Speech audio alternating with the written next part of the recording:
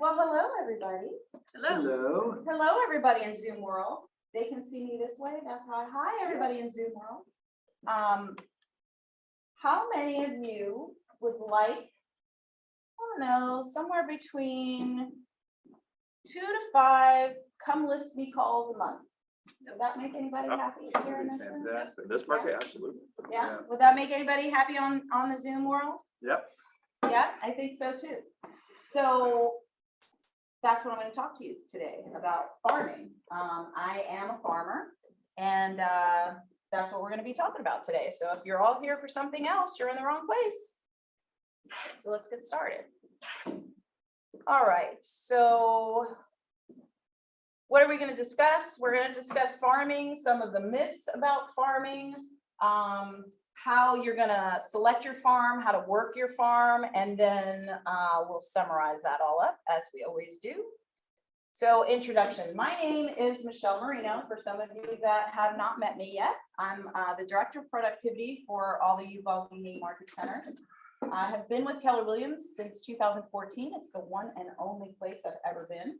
Prior to that, I was in the military for 27 years. I retired out of MacDill Air Force Base, but more specifically out of UCF, teaching ROTC leadership and management to our cadets and turning 165, culling them down to about 30 officers. That was my job before I got into real estate. You see the correlation?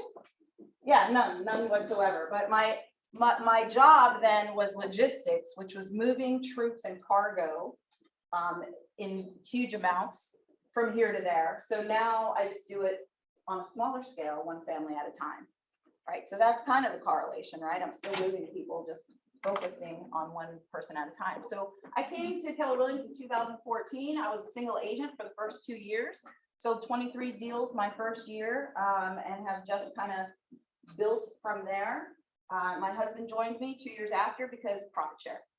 And so he and I worked together, and last year we closed 36 deals and 28 of them came from our farm. So yes, we enjoy about 2 to 5 come list meetings every month. Now that doesn't mean they're all ready to list, and it doesn't mean that we get every single listing, yet it's nice to have people come to us. And so I'm very passionate about farming. It's like I said, it's the majority of my business. That's my primary lead gen. We do also referrals, which is another large part of our business, but for the most part, our business comes to us, and it took us about 2 to 3 years to build that. And so we're going to give away all the secrets here today. So any questions for me before we get started? No, we're good. All right. All of you people in the Zoom world, if you have to say something, please don't raise your hand because I'm not great at multitasking. In fact, Gary Keller says that's a farce, so I'm first to admit it. I can't watch all that. So if you just pipe up, then I'll know you're talking and I can come and focus on you guys too, because I don't want to leave anybody out. So is everybody in Zoom world ready to go? Yep. Cool. Yes. All right. So here we go. Introduction. These are the ground rules. Everybody's here. We will be breaking up into groups just for a couple quick exercises. So when I say that on Zoom, you guys will be automatically put into groups. You guys here in the classroom will just break up into groups of 3 since there's an even amount for that. Please turn off your cell phones because that's distracting. Mine's on vibrate as well. I will respect your time. We always respect each other. We're going to help each other with AHAs. For those of you who are new and don't know this, AHA stands for Agents Helping Agents. Everything in Keller Williams means something. So that's what we talk about, AHAs. And anything we talk about here in the classroom is between us, right? So the most important thing is to have fun. I will ask that, you know, if you're on in the Zoom world, it's a lot easier for me to have energy if I can see you. If you're busy doing something else, I understand. But if you're sitting, I'd love to see your face. Doesn't matter to me if you have makeup on or not. So why are we here? We are here to learn how to get a certain group of people from your haven't mets to your mets. Does everybody understand what that means? That word again? What? Haven't met. Okay. Haven't met to your mets. Because we do teach you in the Millionaire Real Estate Agent book that the world out there, the whole world out there that you haven't met are called, guess what? Your haven't mets, right? But we don't want to just say we want to sell to the entire world, right? We want a particular portion of the haven't mets, and we want to work them and farm them until you pull them into your met sphere. Because we also know that the haven't met is a 50-to-1 ratio. Does anybody know what that means when I say that 50-to-1 ratio for your haven't mets? For every 50 leads you get, one will turn into an actual Piece of business. Very good. Yes, absolutely, Sarah. Thank you. For according to the Millionaire Real Estate Agent book, for every 50 people you don't know, you should get one piece of business. That's right. And so for every person you do know who already knows, likes, and trusts you, right? That's your Met sphere. What do you think the ratio is there? And I know they're updating this, so but it hasn't been yet. So what was that? 10-to-1. Close, very close. It's 12-to-2. So for every 12 people you do know, you should get 2 pieces of business, 1 referral and 1 actual piece of business. So the goal is always to work both spheres, right? For those of you who've ever taken Ignite, you know that we have you do a 10-4, which works both spheres, right? New people and people you already know. So in farming, we're focusing on the people we don't know, trying to grow our sphere, because that's always a question, right? People want to say, I only know 50 people. How do I grow that? Well, this is one way you can grow that. All right.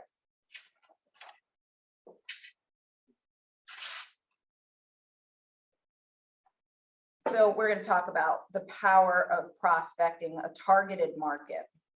So what is farming? Well, it's a market segment, a narrower niche, right? Some people call it a niche. But what we want you to concentrate on is, where are they? Where do you go to find these people? Where do they live? What do they like? Farming is a lead generation technique, and it's selecting a physical area or group of people, and then patiently and consistently tending and nurturing the relationship.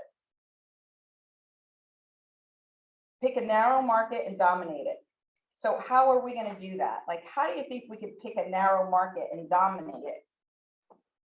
Any ideas before we go to the next slide that's going to tell you everything? Yes. Community outreach events such as block parties and things like that. Community outreach events, block parties. Yeah, that's one way. Newsletter. Yeah, how do we find these people? Well, farming is broken up into 3 different demographics for 3 different areas. So one is geographic farming, and that answers the question of, where are they, right? Are you going to be a geographic farmer? In my case, I farm one neighborhood of 1,509 homes. So it's very geographic. I know exactly where it is, where the borders are. We also have demographic farming. And that's, who are they? Who are the people you're going after? Is it an age group? Is it millennials? Is it baby boomers? Who are you going after? And then we have psychographic farming. And that is, what do they like? So are they yacht people? Do they like going out on boating? I'm a big boater, right? I love going out on boats. Do they like to read? Are they in, speech? Are they people that give public addressing, right? Who are these people you're going after? What do they like to do? And so we're going to break this down a little bit. Now, can these 3 overlap, do you think? Yeah. Yes, they absolutely can overlap, right? If I'm doing a geographic farm of 1,509 homes, but then I decide, well, that's a lot to start with. So maybe I'm just going to focus first on older people who I think might downsize, right? So then I might look into age with my geographic farm. Or maybe I'm going to say, well, I'm going to target these 1,509 homes, but I'm prior military. So I'm just going to focus on my veterans or my active duty people, right? So they definitely can overlap for sure. So we have this little exercise here, and we're not going to break into groups for this one. This question is, if I say a word, you're going to tell me, is it geographic, demographic, or psychographic, right? The three areas we just talked about. And as we discussed, these can be more than one. So let me ask you, for investors, what would you think an investor would be? What type of? Psychographic. Could be psychographic, absolutely, yep. What about first-time home buyers? Demographic. That could be demographic, yep. Could that be psychographic too? Okay. What about luxury homes? Geographic. Both.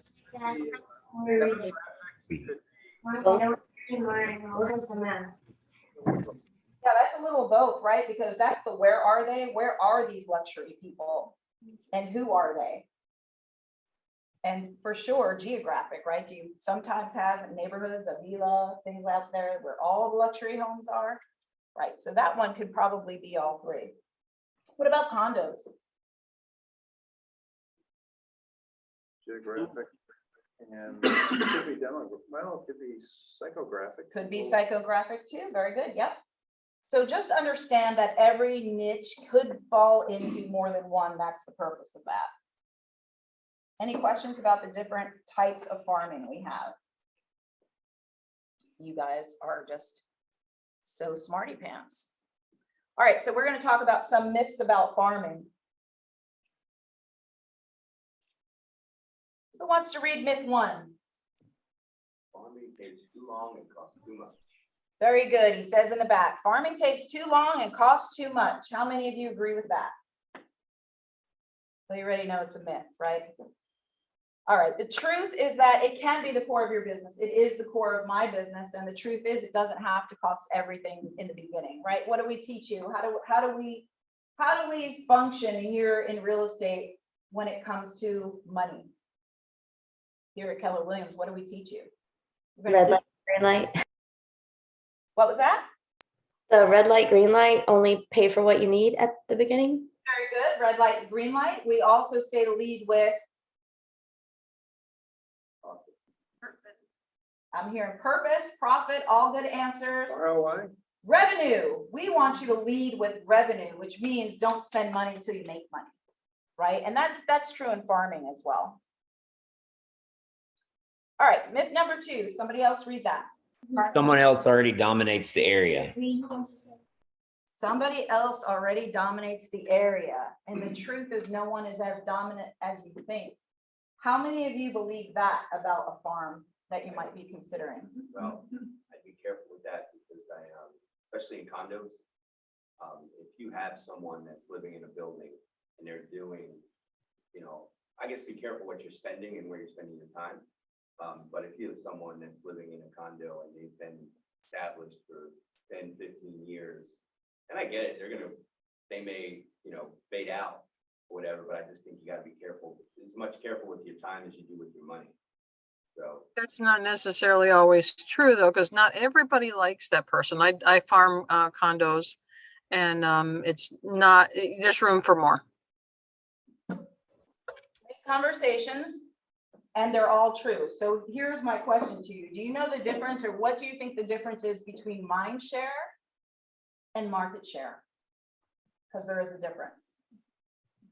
Market share is how much business they're actually getting, and mind share is just how frequently they're on top of mind, sending out stuff or staying in touch. Exactly. And our goal is to be both, right? We want to be top of mind and we want to earn market share. But until you get the market share, what is it that you have to focus on? Mind share. You have to get top of mind so that they'll start thinking of you and then hiring you for that. So, yeah, we want to build market share. One of these things says the truth is that one agent rarely has more than 25 to 30% of the market. So I'll tell you a little story here, and this is true. When I first got licensed, I told you my neighborhood has 1,509 homes. I actually live in the neighborhood that I farm. On my street, right, because I'm in one of those neighborhoods that have villages. We have 11 villages in our neighborhood. On my street alone are 53 homes and 5 agents, just on my street. One of the agents was one of our top team producers that lived in the cul-de-sac of my neighborhood. So every day I got to see their moving van drive in front of my house and drive back. Like all the live long day. And I was like, how am I ever going to break into this business as a new agent when I have this big, huge team right down my street? And I thought, slash the tires. We won't be doing that out of culture, but yes, these things can go through your mind.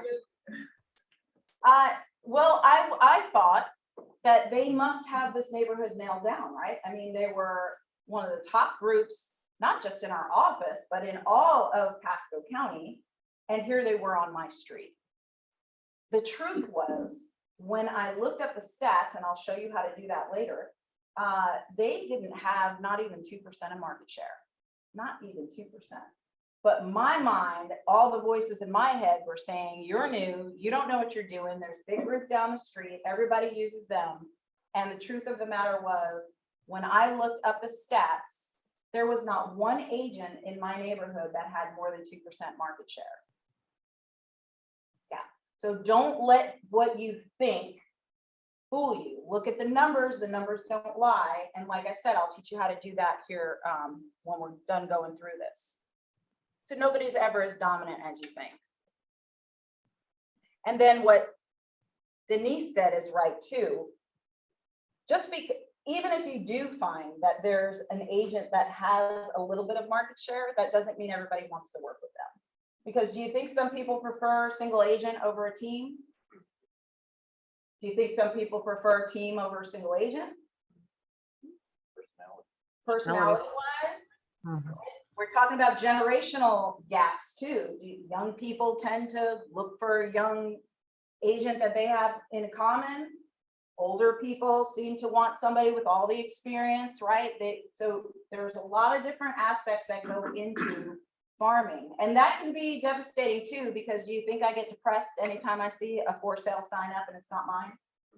Yeah, I have to get in my right frame of mind and say, well, that was my fault because I didn't reach that person before they, because clearly I am fun to deal with. So if they had met me, they obviously would have hired me. So it was my fault that I didn't get to them first. All right. Another myth about farming. Myth 3, what's that one say? A farm limits you to the area or specialty.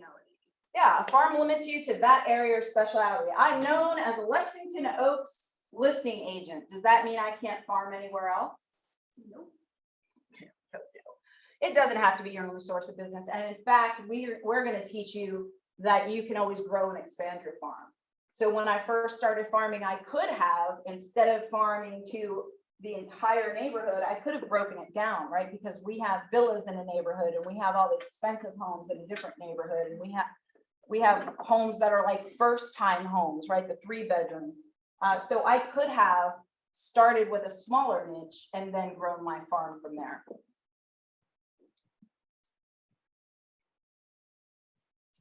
All right. And let's see, what other myths do we have? Do we have another one? We do. We have a 4th myth. What's this one? It's all about mailers and mass marketing. It's all about mailers and mass marketing. That's what I thought.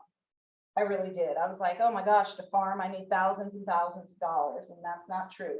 Is that part of it? Yes, because we teach you to be prospecting based and marketing enhanced, right? And this is part of the marketing, so it definitely has to come in there. And what I want you to do, though, if you are thinking about farming, and do you notice when another agent sends you mailers? Yep. Do you keep them? I share them with the team.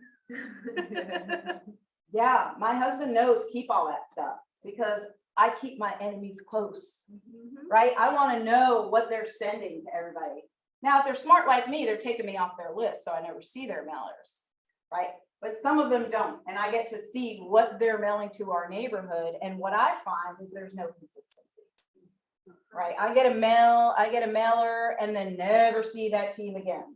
And then I get another mailer and never see that team again. So you're collecting these things to see what your competition is doing out there, mind share wise, and then making yours better, right? Because if I like what they're doing, I'm like, oh, I gotta step my game up. But most of the time, I'm like, they should have not even wasted their money on this postcard, right? It's not doing anything, especially if they're only sending it out once a quarter or once a year. That's not doing anything. So the truth is the synergistic impact of both marketing and prospecting, right? Because when we're prospecting, is that free? Can be. You know, Pretty much, it's yeah, picking up a phone, it's knocking on doors, it's getting in front of people. That's why we say prospecting based, right? We want you to do the things that are free and then enhance that with marketing. But what do we tend to do as agents? Skip that part.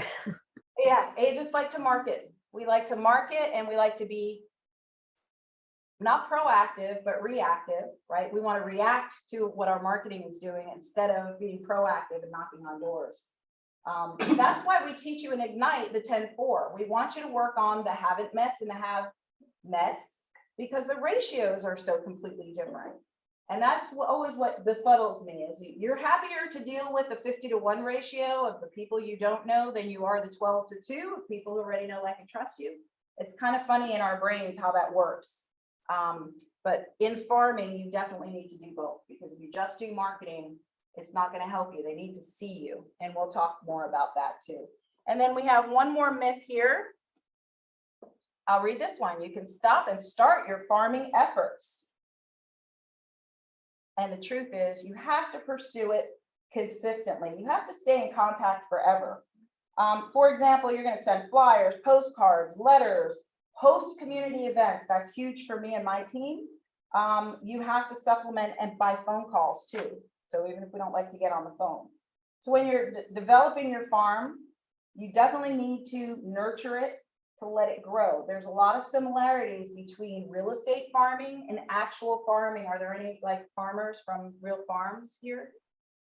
I'm a city girl, I can't help. Kind of, yeah. Kind of? I've worked on a ranch for about 6 years.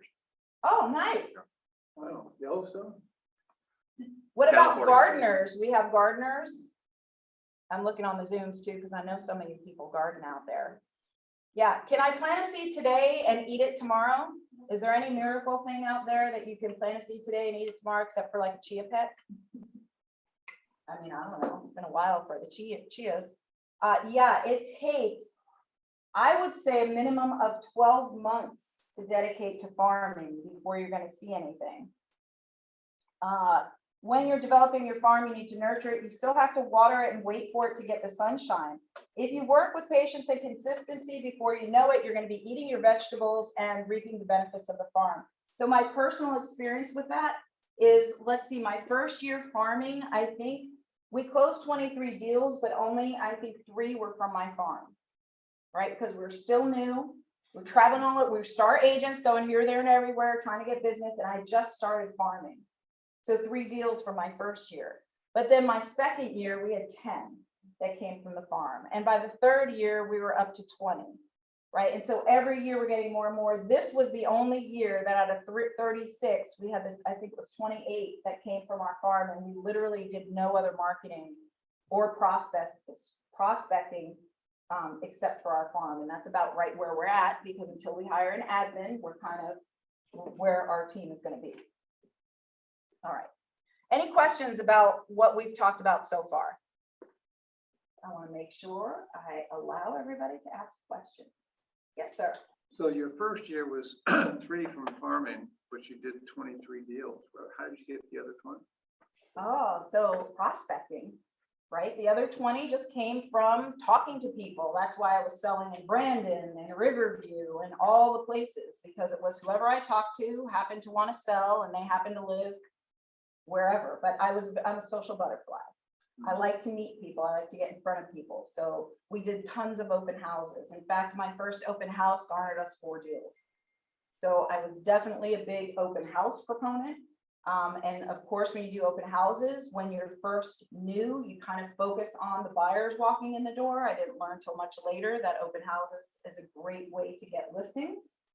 So in the beginning, it was any buyers coming through the door. I was doing open houses everywhere. That was in my price point.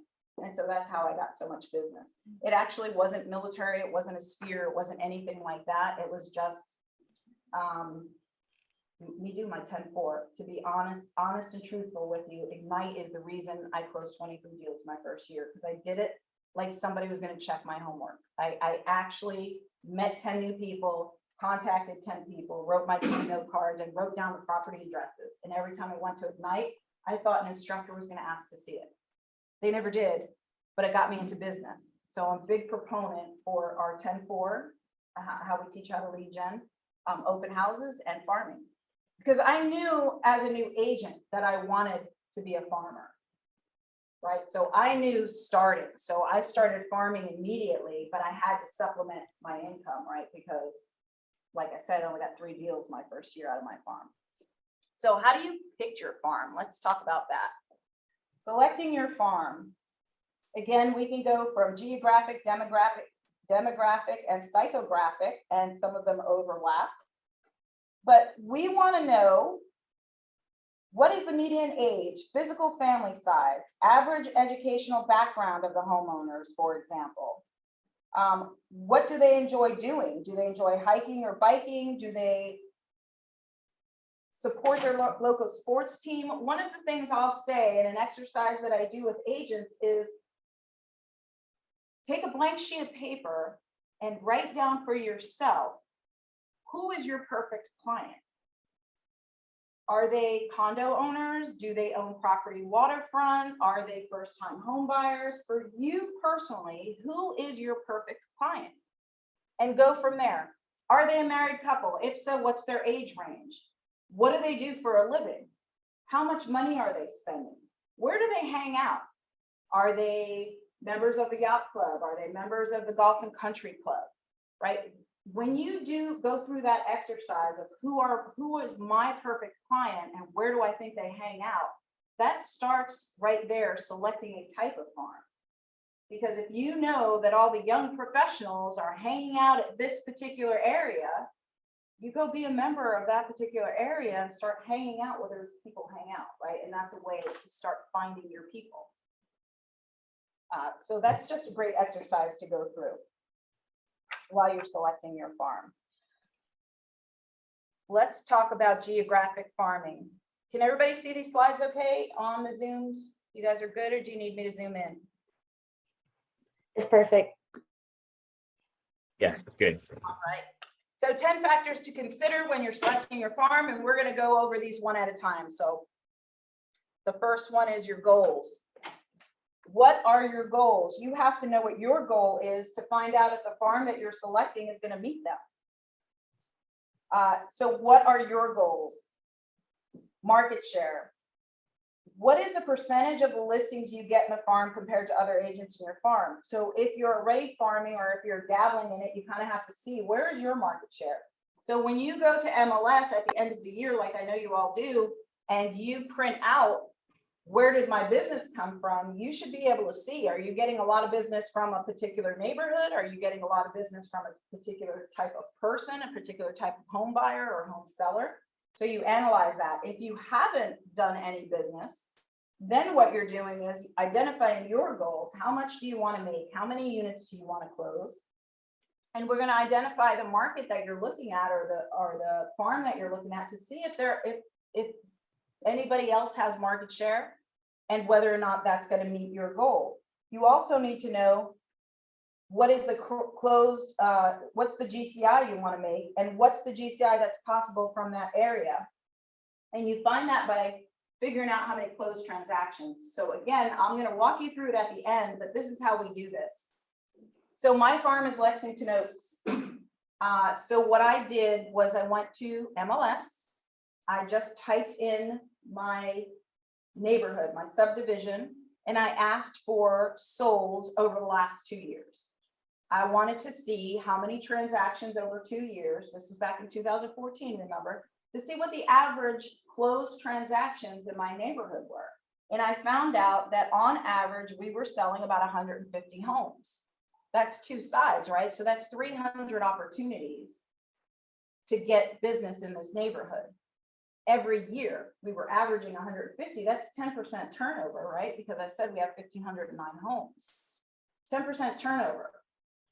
So if I have the opportunity to have 300 sides, why can't I do that? Right? If no other agent had more than 2% market share, this is wide open. 300 sides, I was going to be happy with 36 of those or 40, right? So that's what let me know that, okay, the size of the farm is good, but what about the home prices? Because I didn't want to have to sell 50 homes to reach my goal of, unit or 10 million was our goal, right? I didn't want to have to sell 50 homes to get to 10 million. I wanted to sell between 25 and 30 homes to get to 10 million.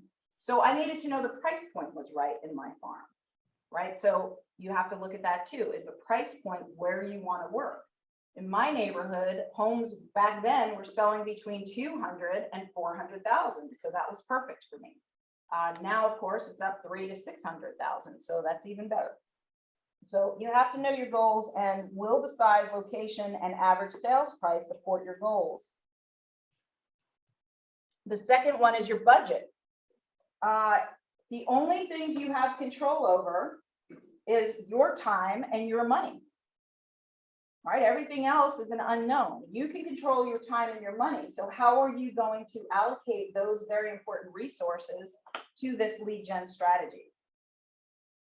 Again, we always say prospecting based and marketing enhanced. So in the beginning, you're going to be spending your time in your lead gen, and then we're going to enhance that with marketing as it goes.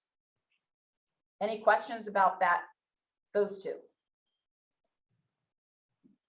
Size of your geographic farm. Again, we talked about this earlier. You can start small, and then you can grow to adjacent streets or neighborhoods. So we just finished, or not finished, we continue to farm our neighborhood. And now that we're established and pretty well with the money that's coming through from farming, we are now branching into the neighborhood next to us, right? So we're starting smaller. We're going to farm a portion of that neighborhood, the townhomes maybe, and then branch out into the housing. Why do we like townhomes? Here's a secret sauce for any of you new agents. Farm townhome communities and apartments. Townhome communities especially, because those people there usually, from what my experience is, they love this area and they want to stay, but they've outgrown the townhouse. So you get the sale of the townhouse and the move up. Because I did an open house in one of these communities that had both. I was doing an open house in the house because we had that listing, and we had 15 couples come through and no less than 10 that lived in the neighborhood that wanted to stay in the neighborhood, right? So we had 10 leads from that open house of buyers who were looking to sell and move up. So it's a really good opportunity for you. What about the location? It needs to be accessible, you think? If your farm is hard to get to, or even hard to identify, it's going to be hard to work. Existing geographic boundaries. So again, mine's a neighborhood. I know where the boundaries are. Yet if you're doing psychographic or demographic farming, how are you going to identify your boundaries? Right? So these are things that are you going to do by age, right? Are you going to do it by a sport? I have an agent that I coach who does hockey, like that's her thing. So she's focusing on those hockey parents. That's going to be one of her farms. So you have to be able to draw. This says geographic, but I would say any kind of boundaries. What's the age group you're looking for? What's the size of the people you're going for? Not the size of the people. No. Let's not go by size of people. What's the the size of the home? Things like that. Kind of homes. Are you going to be a condo farmer? Are you going to be a townhouse farmer? Are you going to be a single family? Are you going to be working with just investors? These are all different ways to select your farm. Oh, and then what is the number of haven't mets versus mets? So when you do business planning, which I'm sure you all have done, you should know after business planning how many leads you need and how big your database should be. And your database is based on haven't mets, and mets. So how big does your farm have to be, and how many of both do you need to make your business plan work? So for me in the beginning, I had 1,509 haven't mets. By this time, I have personally met a minimum of 500 of those people. So now they're in my sphere. These are people who I know will use me or recommend me all the time within my community. So now I have 500 mets, which is a 12-2 ratio, and 1,000 haven't mets, which is a 50-1. So the goal is always to pull your haven't mets into your mets, because we know that that ratio is better for you. So that's the goal, having to know what you need in both areas of your database.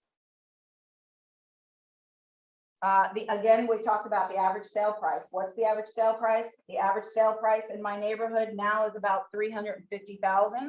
Will that support your goal? If you're looking at a farm where the houses are all $100,000, will that meet your goal? I mean, you're the ones that have to figure out what's your goal and will this meet it?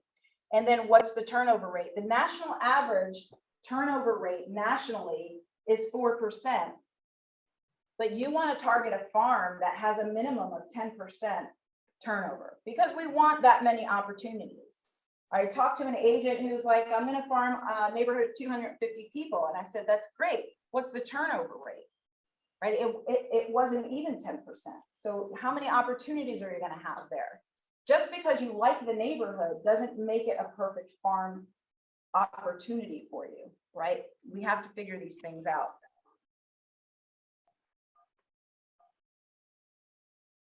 Another way to select your farm is the tenure in a previous home, because the National Association of Realtors says that these are the rates that people are moving, right? So the biggest opportunity there is people who've been in their home for 8 or 10 years. So I know people who maybe have a farm my size, 1,500 plus homes, but then they check in Remine to see how long the people have been in the homes, and they target specifically people that have been in the homes between 8 and 10 years. That's a way to pick a niche out of the niche, right? That you could just laser focus on and maybe get a little more return. Okay, Do you use Remind often? I do. You guys can hear the questions, right? On the Zooms, you can hear? I can hear them. Yeah. Yes, I do. I use Remind because it's free. It's on the MLS, and yeah, it does a lot of stuff. It tells me how long people have been in the house, how much equity they might have in their house. It prints labels for you. You could actually use it to print things if you want to. I mean, Remind just gets better and better. And I feel like it's this big secret that nobody knows about. So cat's out of the bag, y'all. Use Remind. Be Remind kings and queens. That's the way you get free information. They even started adding phone numbers, which is pretty cool, because when I first started real estate in 2014, phone numbers were in the tax records. And then like in 16, that went away. And everybody's like, now what? Well, Remind came and put them all back there. And it'll even tell you they're on the DNC, do not call list. So why people are still subscribing to other things, I mean, you all do you, but that stuff's free, and I'm all about prospecting based, marketing enhanced, and leading with revenue. So I'm not paying for something I don't have to pay for. You feel me? Yep. All right. All right, number 8 in selecting your farm. What are the days on the market, and is there a pool of expired listings there? Right? How many days are on the market? That's a whole nother lead gen source. How many people out there just prospect for withdrawn and expired listings? Right? I want to know in my neighborhood, how many, in my neighborhood, the average days on the market is 3. 3 days on the market. Wow. Right? We haven't had an expired listing in a while. What's the competition? Again, market share versus mind share. When I first started, I thought somebody had market share. They certainly, in my mind, had the mind share, right? They definitely had the mind share. We also had another agent who advertised in our daily news, in our monthly newsletter, which I brought a copy and I'll show you. She advertised on the back page, and everybody assumed that she was the stuff in our neighborhood selling all these properties, because Does the consumer really read the fine print that says not all of these sales are attributed to this agent? No, they look at that back page, they see all these listings for sale and houses sold, and they assume that agent is doing that work. Well, when I looked her up, she hadn't sold a house in our community in 2 years. So did she have mind share? Oh, yeah, she did. And if I was a weaker human being, I would have won away, but I thrive when somebody tells me you can't do it. So that was just a challenge for me. I was like, oh, you think you're top queen? Oh no, Duchess of Lexington Oaks about to take over now. So that's how I dealt with that. You're fit for the farm. Can I relate with them? I know that there are people that are into luxury market. Is that different than residential real estate? Aside from the price point, do the things you need to do for luxury clients differ than what you would need to do for my price point at $350? No? I feel like you should be given the same quality of work to a $350,000 house as you would a $700,000. I'm not talking about quality of work. I'm talking about things that you would do. For example, 350 is always gonna fly off the shelf where. yeah, 350 is flying off the shelf. I don't have to make a personal website. I don't have to show up for 50 showings, right? When I'm dealing with luxury, do the sellers expect that you're there for the showings? Usually. If I'm selling $350,000 units a year, am I trying to go to every showing? No, those aren't my people, y'all, is what I'm trying to tell you. I know there are agents who do that, and I applaud you, and you like to dress fancy and all of that stuff. That's not me. So because that's not me, I wouldn't be genuine, right? So I can't go and sell luxury. I mean, physically, could I? Yes. Please, nobody dare me because I don't want to. But that's not my folks. I can't go in there and roll with them. I don't know yacht clubs, and I don't know where those folks hang out. I go to Gasparilla on the bleacher side, y'all. Like, I'm not on the floats. I'm not, you know what I'm saying? I have to deal with the people that I can relate to. And when I got into this business, that was families with kids that were running, you know, PTA meetings and dropping their kids off at soccer. And I had a soccer mom van. Like, that was me when I started real estate. And so I needed to talk to people that I could relate to. So we're saying, can you fit your farm? If you're running around looking haggard, you know, and trying to sell luxury, is that going to work? Have you seen those luxury agents? Hey, I'm one. I don't look all fancy. You don't look all fancy. But usually they dress the part. I mean, Florida, it's a little different because, you know, everybody's in flip-flops and shorts. But I'm saying normally we're expecting them in suit and ties. We're expecting the women in nice suit pants or, you know, put together well, right? That's what those people expect. And by those people, I just mean luxury clientele. It's the same if I'm going with first-time home buyers, right? If I'm going to meet with first-time home buyers, I have to get on their level so that they learn to know, like, and trust me. And I have to have a lot of patience. If you have zero patience, maybe they're not the people that you want to farm to or work with, right? Because you have to have a lot of patience. Anybody have, like, you know, young 20-somethings in their house? You need a lot of patience. And these are the ones buying houses, right? So you just need to be able to relate and fit in with the farm that you are actually going after. Any questions about that? All right, so factors to consider. We just went over these, your goals, your budget. And I don't see that any of these are any important than another one. I think they're all as equally important when you're picking your farm. Here are some suggestions for you. I know some people are like, well, I don't know, I got this and I don't know what else there is. So here's a bunch of them, specific generations. And I say that because, so I'm right below the baby boomers, right? My mother was a boomer. Where do you think I am on social media? Facebook. Facebook is the 50 and older club. Yes, y'all. I know it's hard to believe over 50 this month. Yes, I'm on the Facebooks and I'm not learning anything else new, right? That's where I am. So I'm constantly telling agents, if you're trying to reach me and you're on the Snap Instagrams, that's not gonna happen. I'm not there. I'm not looking there. If you want to reach me, you have to pick up the phone, because I hate email and I don't like text. So you literally have to pick up the phone and talk to me, or get me on Facebook the 30 minutes a day that I'm there. Millennials, on the other hand, where are they? Everywhere but Facebook, turns out, right? That's what my son says. Mama, Facebook, please, I'm not there. I'm like, boy, connect your Facebook to the other things so I can still see that you're live, because I'm not learning the other things, right? So specific generations are specific places, and you have to really target where they are if that's what you're going after. You have all different communities. Hispanic and Latinos are supposed to be making up like 30+% of homeowners. So if any of you speak Spanish, you already have a leg up on me. Spanish last name, don't speak the language.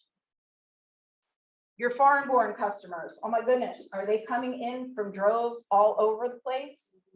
Investors, right? Second home and investment buyers, I fall in that category too. These are the people right below the baby boomers. We're looking for investment properties, where we're looking for vacation homes. So if you're trying to sell my house, I'm never moving, right? But if you're trying to sell me an investment property, now you have my attention. So again, just different types of niches that might help you. Luxury homes clientele, which we just talked about, and other real estate agents. Oh my gosh, talk about a rich source. Other real estate agents, connecting with them for not just referral opportunities, but I'm dealing with an agent in California who wants to sell his investment property and buy another one, right? And he's an agent. So these are great connections to make when you're picking a farm. Here's some others. Single buyers. Pet-friendly neighborhoods, that's like a huge thing. We have a condo in St. Pete. It's one of the most pet-friendly places ever. Like, we can go everywhere with those dogs, and we go to the dog park. I mean, there's regulars there. They're there every morning between these hours, every evening between these hours. When do you think I'm there? The same time my pet people are there, because I want to get to know them, have them know, like, and trust me, so that we can expand our niche down in Treasure Island, where our second home is. Waterfront golf, student housing, yeah. How many people do you know are looking around USF area for investment properties? Because why? We have a whole student population that's constantly rotating that will fill up and rent those properties. A bunch of parents that want to spoil our children to death, that want to buy properties for them so they can pay our rent or our mortgage. Waterfront golf course properties, are golf courses dying? We're losing them. They're not, name a couple that are just being built. Go. No. New construction, I don't know a one on a golf course. I'm living in one of the only ones left in Wesley Chapel, right? We just closed Pebble Creek. Being an expert in golf front properties and where they are in this state is going to be huge for who still plays golf. Elder millennials and boomers and Gen Z or Gen X. Yeah, older people, young millennials, they are not learning golfing, or what is it, Z underneath the millennials? They're not golfing. You know, my son is like, golf. He's 23, by the way, so I get a lot of input from that one. Yeah, golf, where's golf? Waterfront, yes, we have lots of waterfront, but golf could be a great niche for somebody. I happen to live on a golf course. It doesn't mean I'm an expert in all golf courses, just mine. First time home buyers, again, that's when I first started, that's who I went after. First time home buyers for now business. And then condos and urban development, because those are big, right? Just on 56 alone, how many apartment complexes have gone up? And they're not cheap ones.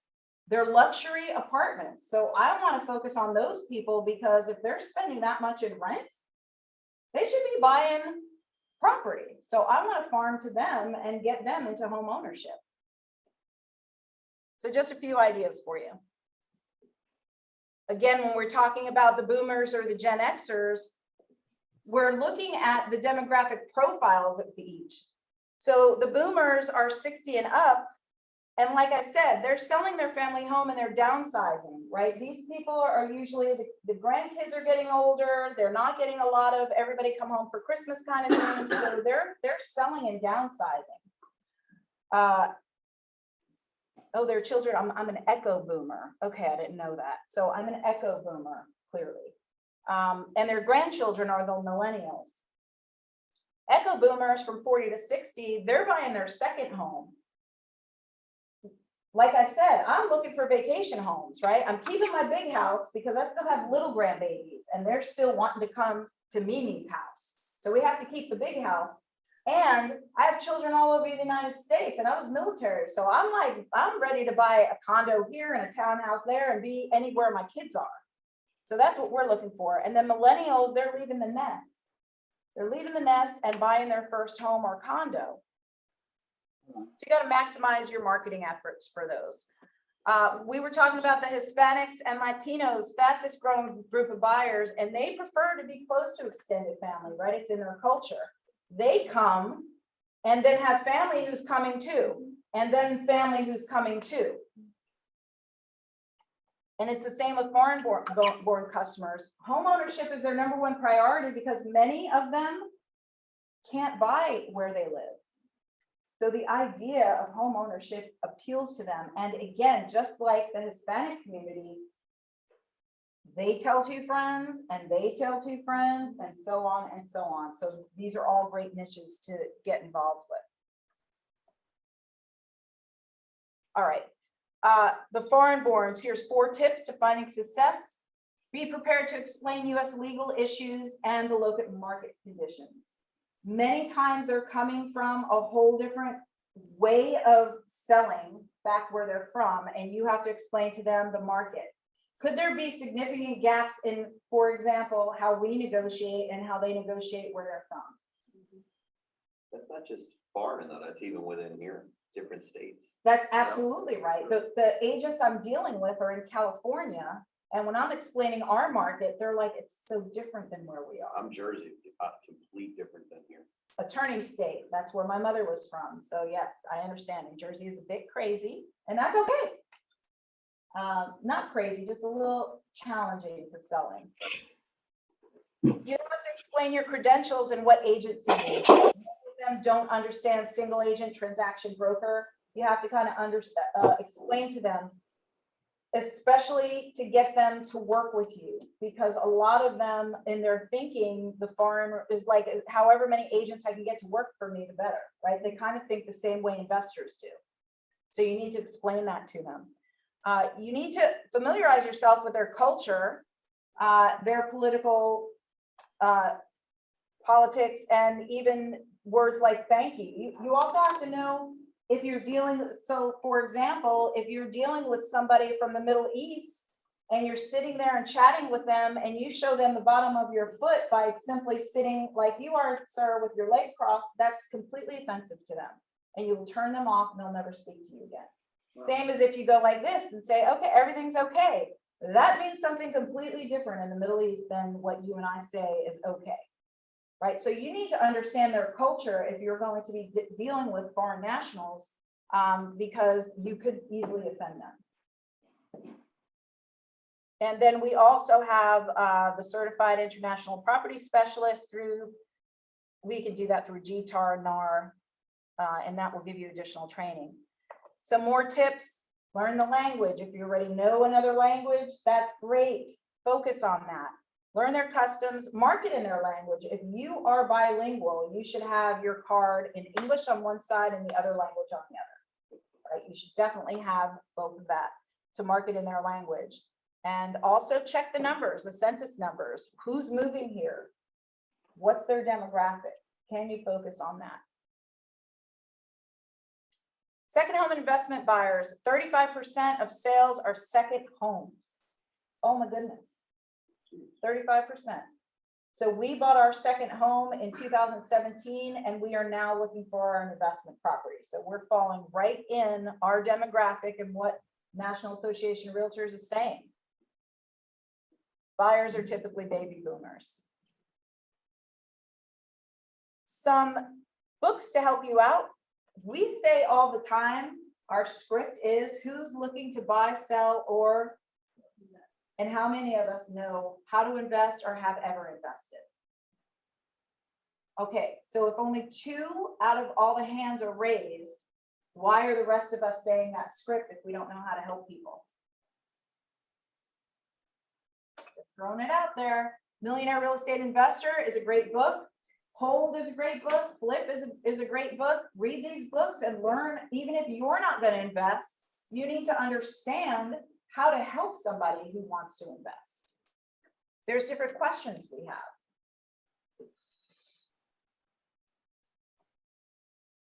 81% of today's affluent under the age of 35 are planning to buy a luxury home in the coming year. I want to know 81%. And I want to know, where are these under 35-year-olds making all their money from? What? Where? Electric. Where did you get that data or that? It's just a- From this slide right here. I would assume it's under kwluxuryhomes.com. Imagine though, it says today's affluent. So maybe it's Affluent a, under 35. So would that be like the under 35 who are affluent because their parents are? Yeah. Could be a portion of that. Could be. What's considered affluent? Well, there's also a portion that they're not carrying student debt. So they're starting a job that's making 100,000 plus a year. They could go and buy it. Yep. Other real estate agents. So I'm teaching a portion of a course called 36-12-3. I'm very passionate about that course. It's coming here in March. This is one of the modules. 36-12-3, just so you know, is the next step of Ignite. Ignite is for new agents. 36-12-3 are for the next level of agents, right? And so this is part of that curriculum. Another portion of that curriculum is Power Session 9, which talks about the agent-to-agent referral, how to build that, and how that should be part of your lead gen strategy. Determining your farm or niche is only limited by your imagination and your opportunities to target them.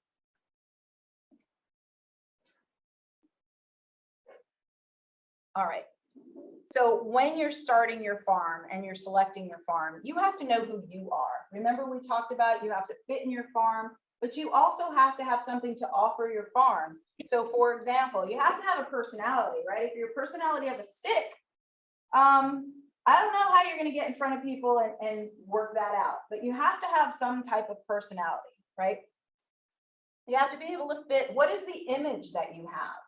Or what is the image you want to have? These things should be worked out for you. What are the values of your team or of yourself, right? We know the values of Keller Williams, but what is your value? What is it that you are bringing to the table that makes you different than any other agent in your farm? What are some of your interests? And what's your lifestyle? These things together can help you do your unique value proposition, which will help you in farming, because once you know your style and what you offer, then you can go and market and prospect to these people. All right. This is an exercise that we do in this program in the very beginning, so it's a little harder to do it right now. So we're just going to move on to the next exercise. And let me make sure I'm here at the right. There we go. Well, actually, these are the things we're talking about here. When you're refining your style, is your style, these are some questions that I'm just going to ask you. Is your style formal, business casual, informal? Or is it some other? Are you like chic? Are you more country, right? These are things you ask yourself when you're trying to figure out your style and positioning. Are your clients luxury? Are they middle class? Are they working class? Are they a combination of that? Are your clients retirees? Are they families?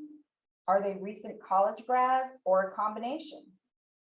Are your clients conservative, chic, flamboyant, bohemian? Are they younger, middle-aged, older?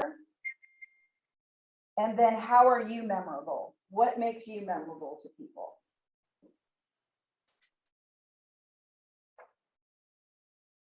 All right.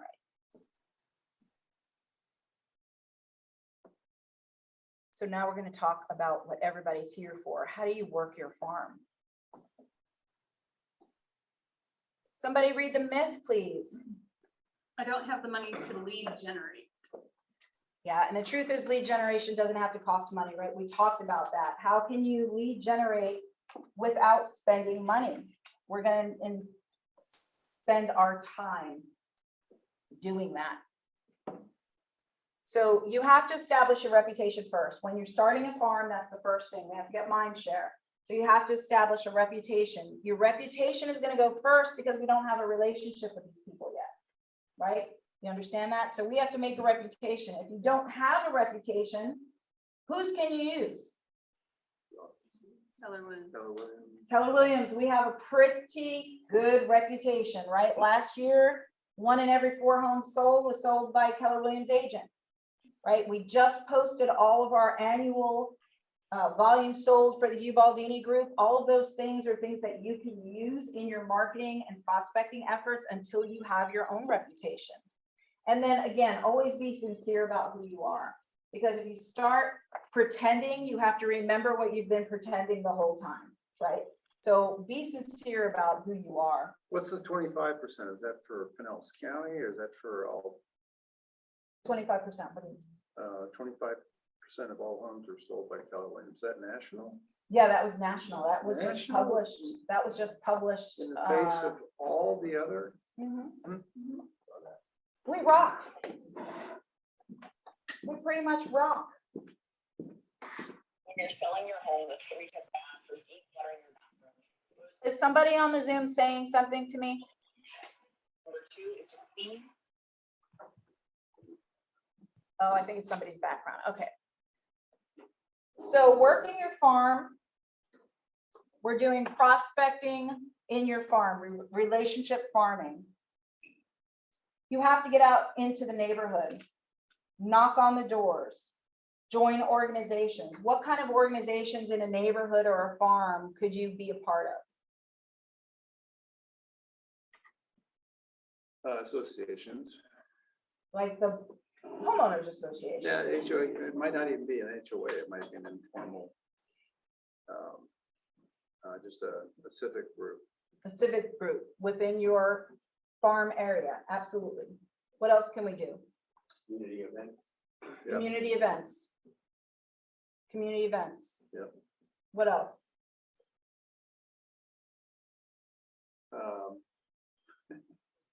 Clean up the road type gatherings. Yeah, clean up the road things. You said sponsor something. American Legion. Knock on doors. Yeah. Could you get out in front of your farm by knocking on the doors? Yeah, you can do that. I just went down a street on Saturday and I got a potential listing. Door knocking. You went down a street on Saturday and got a potential listing. How much time did you spend door knocking? On Saturday, an hour. An hour. And you have a listing appointment. You guys hear that on the Zooms? 1 hour of her time And getting in front of people. and door knocking. So last year, I did tell you we sold 36 homes, and did I tell you that a third of those we sold ourselves from door knocking? So a third of the homes we sold. The year before that, it was a fourth. This year, it was purposeful because we thought we weren't going to be able to sell enough because of low inventory. So we were trying our best to sell both sides. And we would get a bunch of buyers. How many of you were like crying every time you got a buyer this past year? Yeah. Right? We would get buyers that wanted our neighborhood because we get called a lot. Hey, I know you work this neighborhood. I want to buy in that neighborhood. So of course, we had no inventory. We were door knocking. Hey, we're your realtor neighbors. I have this buyer here looking for this property here. Can you help us? And we were able to close a third of our own deals this year by door knocking. So Michelle, what can we do can you hear me? Yes. What can we do if our neighborhood has a strict policy on no soliciting, other than inviting, as far as door knocking, right, other than inviting them to open houses? So there's no solicitation policy in my neighborhood as well. I don't sell them anything when I door knock. I'm asking them a question, I'm inviting them to an event, I'm inviting them to something, or I'm offering them something free. So I never go saying, I would like to sell you anything. I go there asking questions. I go there saying, I have a buyer, are you interested? Right? And that is usually a 10-minute conversation. I've never had anybody slam the door on me and say, go away. Not in my neighborhood. They'll do that with roofers. They'll do that with all the other people. I see them complaining. I see them on our groups, right? Our Facebook groups or next door. I have never seen anybody post, oh, Michelle's out knocking on doors again. It just hasn't happened. Again, I think a lot of us will just have that in our head as a great reason not to do it. It says no soliciting, therefore I can't knock on a door. That's not true. It's how you present yourself, what you say to these people when they answer the door. Is it possible to get one or two grumpy grouches? Yep. Yeah, and then you just think, whoo, something's going on in their world, and go to the next door, right? That's what I always think when somebody is rude to me. I'm just like, well, clearly they don't know me. And two, something terrible must have just happened in their world, because why is somebody so awful? I feel sorry for them. I just press on. Does that help? Yes, ma'am. Thank you. Okay, so this exercise we will do, because I think that it's a great exercise to get you guys to start thinking about a farm, a demographic farm, or the like. So what we're going to do is take 5 minutes to do this exercise. Those of you on the Zooms, you'll be broken up into rooms. And what I want you to do is, you probably have a farm in your mind, otherwise you wouldn't have come to the class. And if you don't, pick one just out of your brain. And how many homes are in the farm? Divide it by how many weeks you would commit to door knocking. And then we're going to multiply that by 3 minutes, because I only want you 3 minutes at every door, unless they're going to list with you, right? Then you can take a little more time. And that will tell you how much time you're going to actually spend door knocking. And we already heard in the class, she spent an hour and got a listing. So the purpose of this exercise is to show you that it really doesn't take a lot of time door knocking as you might think. So in the room, work on this. On the Zooms, I'm going to do my very first splitting the rooms. And you guys can talk about your numbers amongst yourselves, and then we'll come back together in 5 minutes and see what everybody came up with. So we're going to create, I don't know how many of you are on the Zooms, so we're just going to have 3, and we're going to sign automatically. There you go. And it doesn't, Kevin said it was going to ask me how many minutes, but. Oops, I didn't sign that. Did it ask you guys how long, or is it telling you guys on the Zoom that it's 5 minutes? No. All right, well, maybe it does it afterwards. I'll get Kevin to help if I need to.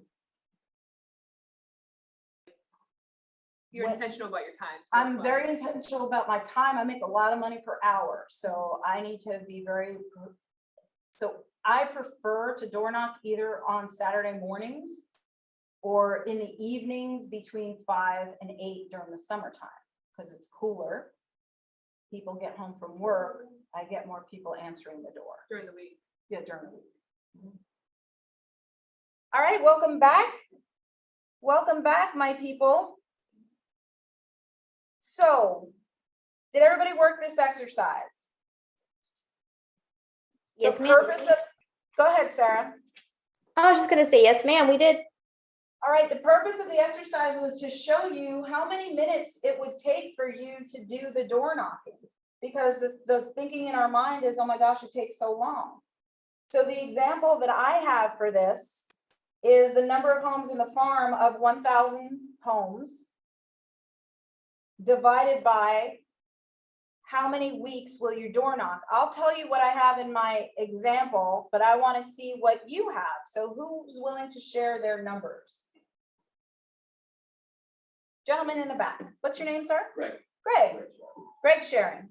Okay, 546 number of homes 546 homes, divided by 26. 26, and you picked 26 weeks for every other week? Every other week, all right. That gives me 21. 21 times 3, 63, an hour and 3 minutes. So an hour and 3 minutes every other week to door knock.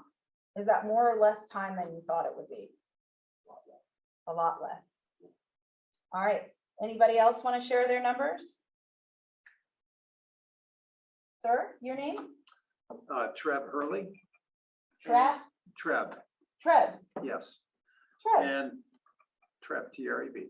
That's I'm a the only very Trev I unique ever name. met. That's the only Trev I've ever met. Yeah. All right. Go ahead, Trev.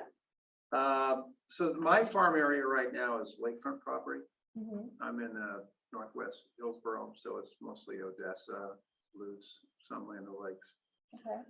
There's about, in the Lutz, the 2 zip codes, there's 1,200 homes Okay. based on Vermont. So I'm looking at 15 weeks door knock, maybe more. That is equal to 80 knocks per week. Now you said 3 minutes, but lakefront's different. It takes longer to get from one house to the next. This is just per door, but yeah, okay, so So I'm send that saying, to, I'm saying 6 minutes. okay, So that's gonna be about 8 hours to do that. 8 hours a week. Yeah. Is that more or less time than you thought? It's less, well, no, it's about right. It's about right. I mean, it's time consuming, but you know, it's very productive, right? Very productive, right? Yep. Yeah, because I don't think I've ever door knocked and not gotten listing appointments. Ever. Every time we door knock, we get at least one appointment, usually more than one. Okay. And some buyers, because I'm door knocking renters too. Right, so renters want to move. Is it an apartment complexes that do that, or how do you? I don't know, I market to apartment complexes. I don't door knock there because they will send the mafia after you. Okay. Unless I have something I'm inviting them to, like I do events in my neighborhood, so I may go and send invitations, but I won't just. All right, anybody on the Zooms want to share their numbers? I don't want to leave you guys out. No, you're leaving yourselves out? What's going on over there? I need to know, somebody did numbers. We did numbers. So mine was very similar to the gentleman that was just speaking. I have I'm in a townhome community, and then there's a single family home community behind us. Together it's about 615 homes. I just figured I would do it for about 4 weeks straight.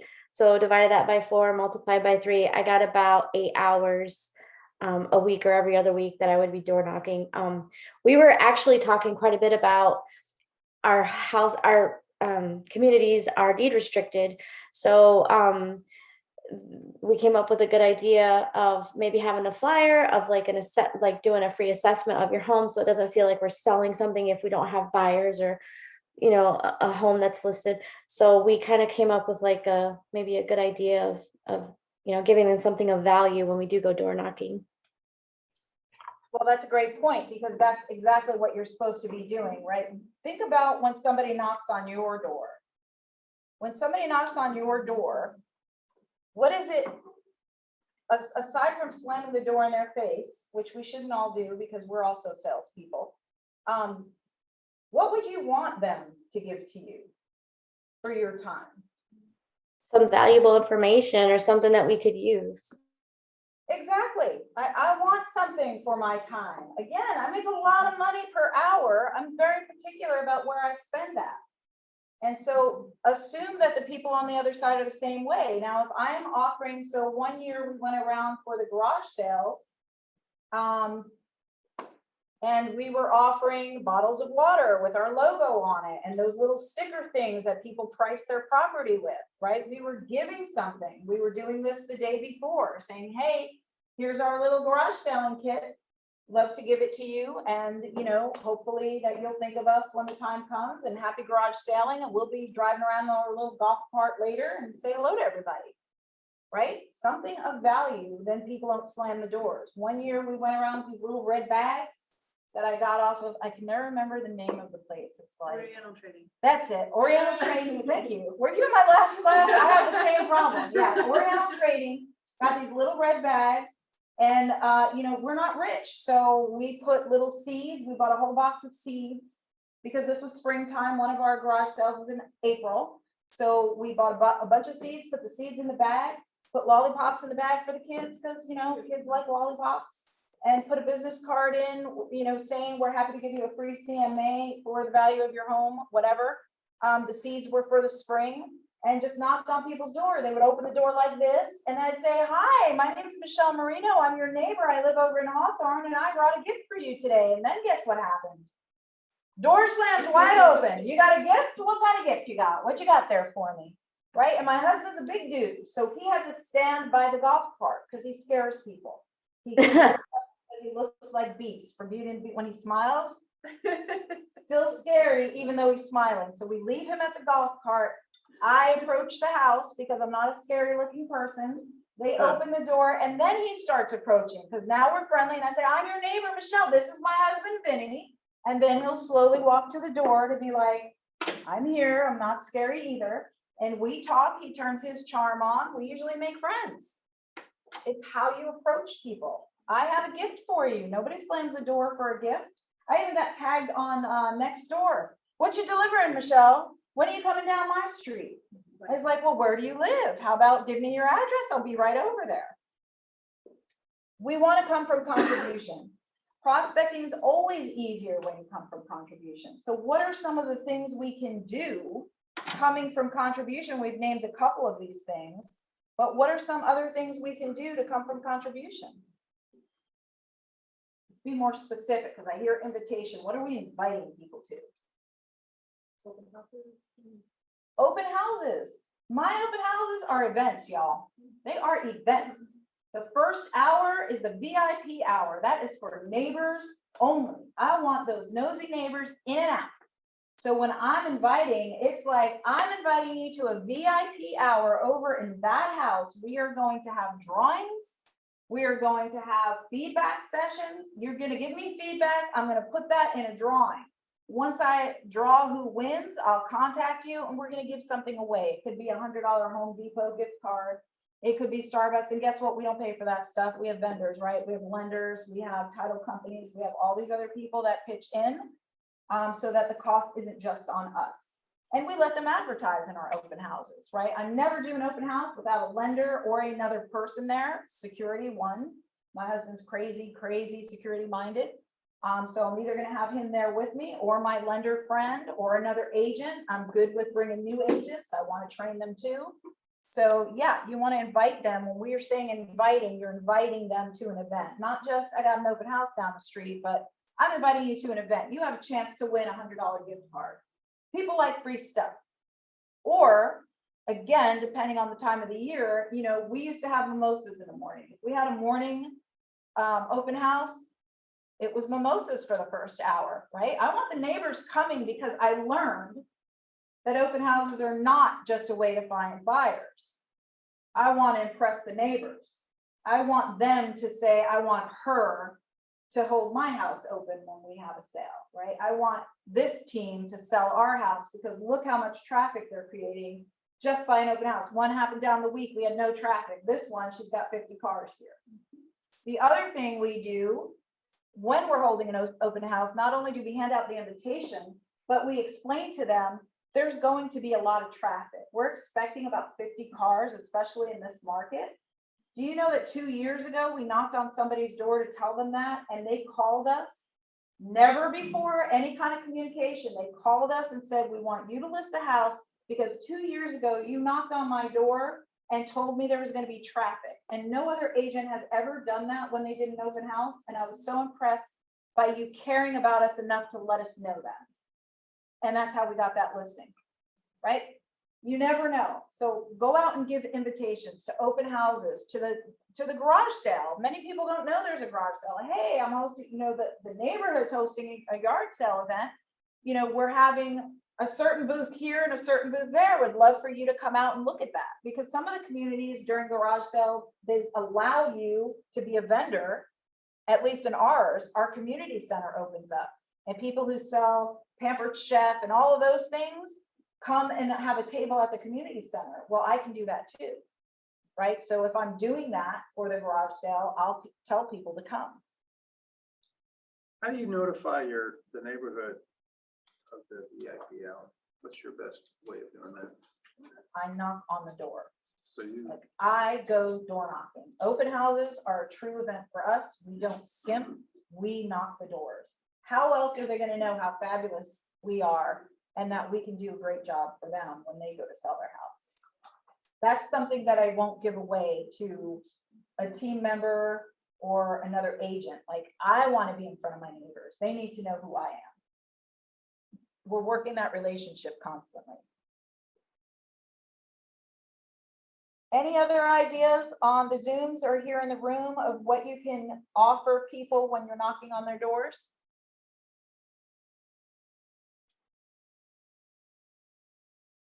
How about if you already know the niche you're looking for? So let's say in my neighborhood, there's 2 gated communities that have the homes that are all worth more money. So if I'm specifically going to door knock over there, do you think I've done my research to see who has the most equity in their home, who might be there too long, right? I'm going to already have personalized CMAs. If I'm going that targeted, because there's only 50 homes there, that's not going to take me a long time. So I might, the week before, have my husband do this, because there's 2 on our team, and he's going to run CMAs for each individual home. And then that's what I'm delivering. Hey, this is a personalized CMA for your property. How else can we do that quickly? RPR? Realist? How about command? Can you design something in there so quick about a particular neighborhood? Oh yeah, we use command all the time.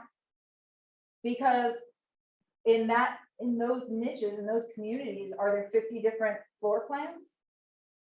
Not in my neighborhood. The ones I'm talking about, they got like 5 floor plans. So that tells me I know the value of all of the houses if I know all 5 floor plans, right? With just a little bit of a margin for updated, not updated. Do a personalized CMA, that's huge for them. All right, we want you to work smarter, not harder. But before we go there, I just want to, before we go there, I do want to talk about a couple of other ideas that you can use besides invitations, besides the community events. That's a great way of offering. You could do your own personalized newsletter or the newsletter from command and deliver that instead of just mailing things, right? You can always just hand deliver things that you could also send email. My point is just to be in front of these people, right? It's a good time to be face to face. I'm going to read a story for you quickly because this helps me quite a bit in farming, and hopefully it'll help you. The term bird dog is frequently used by real estate agents when they find a referral source. For Mary Harker of the Harker 5-star team in Dallas, Texas, every neighborhood has at least one bird dog, an expression she uses affectionately to refer to someone who knows every single thing about everybody else on the block. They are the neighborhood networker. Mary, who loved to go door knocking in her farm areas, made it her business to go find these highly connected individuals. I would go have coffee and chat with them, develop a relationship. Before long, she would hear, "You ought to go talk to so-and-so. They're getting ready to move." This approach allowed Mary to effectively turn these knowledgeable neighbors into her own scouts. They were working for me to find sellers. It also provided the leverage she needed to grow her real estate business while also spending all the time she needed to with her young family. Rather than spending time with everyone in the neighborhood, she focused on the bird dogs, turning them into court advocates who referred business to her. Bird dogs, y'all. The nosy neighbors, as some people would call them. Do you have them in your neighborhood? Or in whatever niche you're going after? The people who know everything about everybody? Yep. Do you know some of these people? I have 3 that I know of in my neighborhood. 3 of them. One of them lives in one of my communities, and I promise you, anytime my car enters that community, there's something that beacons in her head, and she will grab her little dog and come out and walk the streets. And as soon as she sees my car, she parks herself, not literally, she doesn't have a car, just her and her dog, across the street, smoking a cigarette or just hanging out until she sees me or my husband come out of that house. She wants to know, are they selling? Are we gonna have a renter in there? What is going on? Like, she is the know-it-all in that particular community.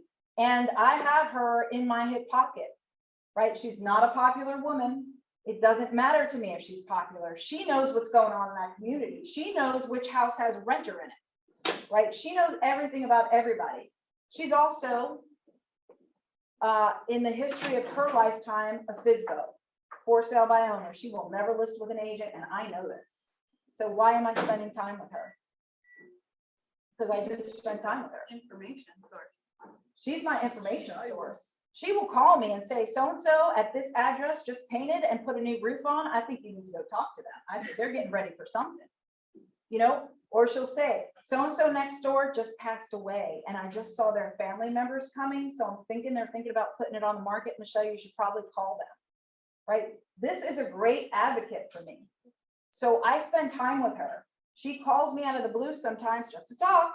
And that's going to be an hour-long conversation about stuff I don't know, but I'm going to talk to her, right? I have 3 of these women in my neighborhood, 2 that I know will never list, 1 that says she's dying in the house, and they've all referred business to me.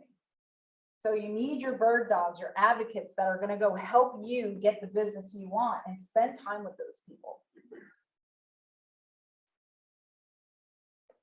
We talked about having something of value. I'm going to give you a few ideas, because when you're working on the relationship, it's about getting in front of them. So here's a couple of ideas. Create a neighborhood directory. Let's go here. You can create a neighborhood directory. Normally, if you're working in a neighborhood that's already established, they have this, right? So this is why I joined the HOA, because I wanted that. And I wanted to serve my community for 2 years, so I did that. But there could possibly already be a directory with all your neighbors. If not, create one. Hey neighbors, let's go back to the time when we all knew each other. Would you like to be on a mailing list that we can send newsletters and updates and things like that? You can start your own directory.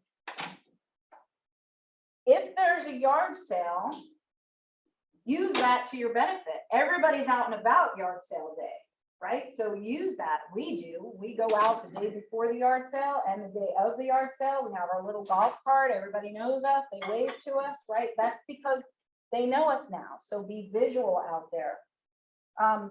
If your neighborhood doesn't participate in the community garage sale, can you organize that? Organize a community garage sale. That's a huge deal. What about block parties? Block parties, that's huge. In my neighborhood, each of our little villages can host their own block parties, and I've had other villages reach out to us as a team to sponsor. Can you sponsor the jumping castle for kids? Can you sponsor this? Oh yes, I can, because you know what? I have signs that say sponsored by Key to Soul Team. So as long as I'm giving you money, you will allow my sign there. I'm sponsoring all day long, right? You can sponsor things like that. Block parties are huge. What about starting a neighborhood website, Facebook group? Anybody here at nextdoor.com? Nancy Ward in our office, one of our owners and top producing agents, said to me one day, if you're not on Nextdoor and you're a farmer, you're missing out. Unfortunately, when I went to start the page, it was already created, but guess who's the top inviter on that page? Guess who's the one posting the most on that page? Guess who kind of took over that page? Bird dog. No, this dog. I post on that. I blog on that. Now, in the beginning, Nextdoor was just a way to get my voice out. Now I'm a sponsor on Nextdoor, right? I pay for my zip code so that they're constantly, my neighborhood is constantly seeing me everywhere. You can start a Facebook group. We have Lexington Homeowners Group, Lexington Oaks Homeowners Group. We have Friends of Lexington Oaks Homeowners Groups because somebody else wanted to create a page, right? But if your neighborhood or your farm doesn't have a Facebook group, start it. Or there could be one out there. Do you think, do you think there's Facebook groups out there for veterans? Yeah, there are national ones. Why not make it local?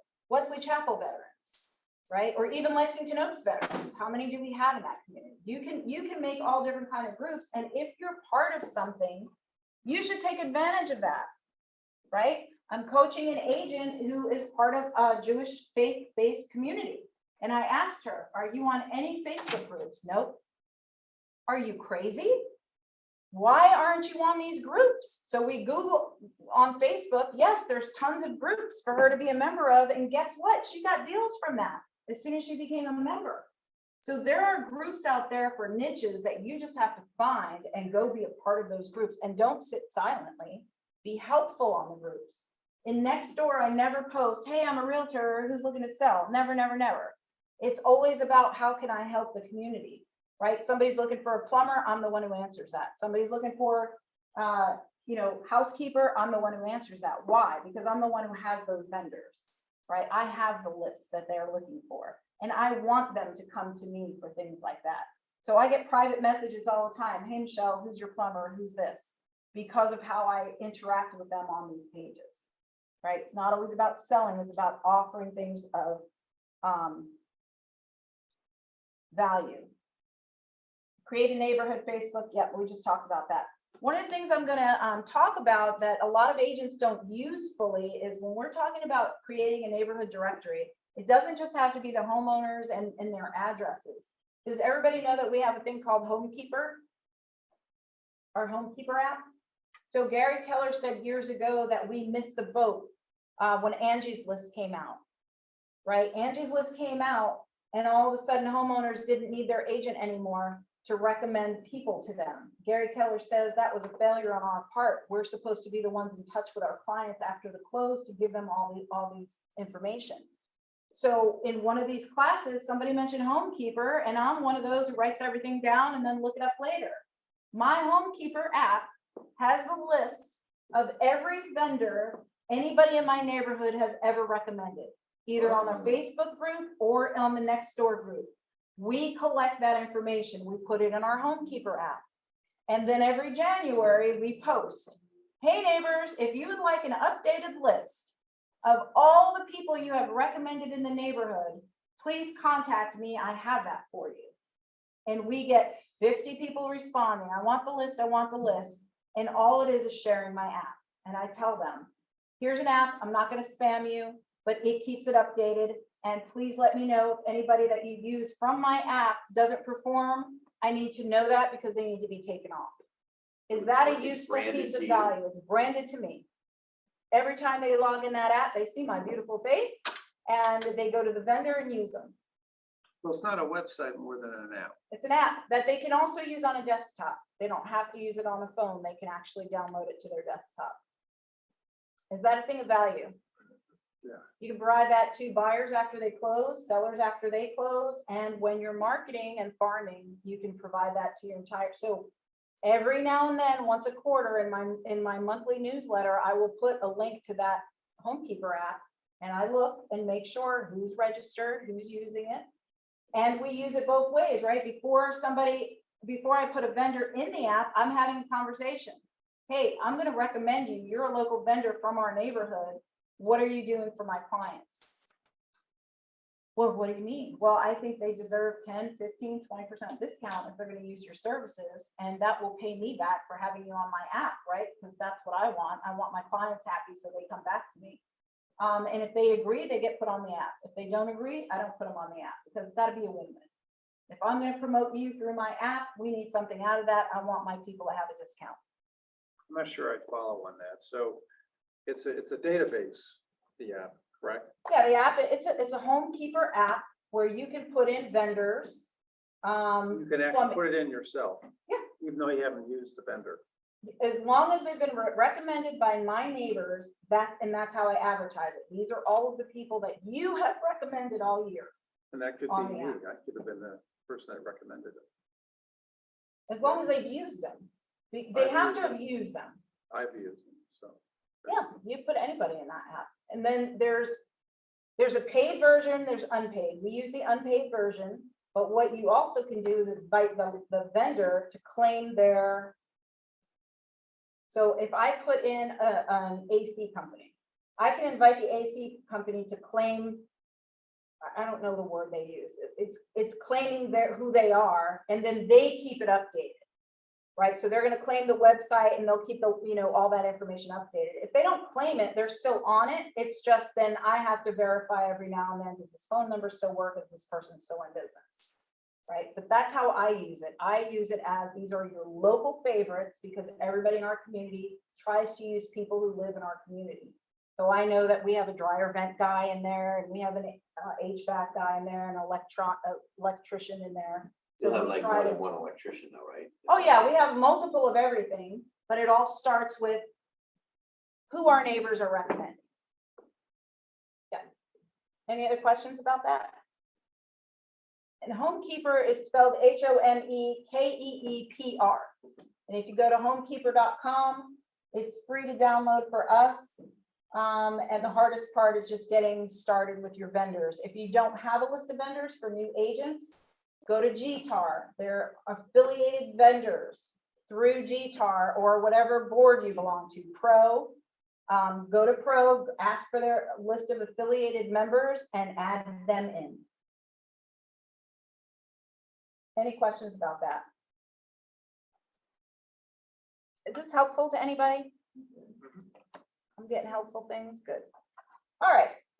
So for the next few minutes, what we're going to do is we're going to brainstorm some low-cost items to drop off to people. We probably won't take a whole 15 minutes, but let's just brainstorm so everybody kind of has a list. And here we go. All right. So what are low-cost things of value that we can offer to our farm? Fresh baked chocolate chip cookies. Hand sanitizer. He just said fresh baked. That's the key right there. I don't like store-bought so much. Fresh baked chocolate or any kind chip cookies. And this gentleman right here has already won my heart because that's how you get to me. I'm all about the chocolate chip cookies. What else can we drop off that's low cost and something of value to get people to not slam doors in your face? Sorry. CMA. Great. What else? Can get pricey, but batteries around, change the clock time Batteries? Ah. for smoke detectors.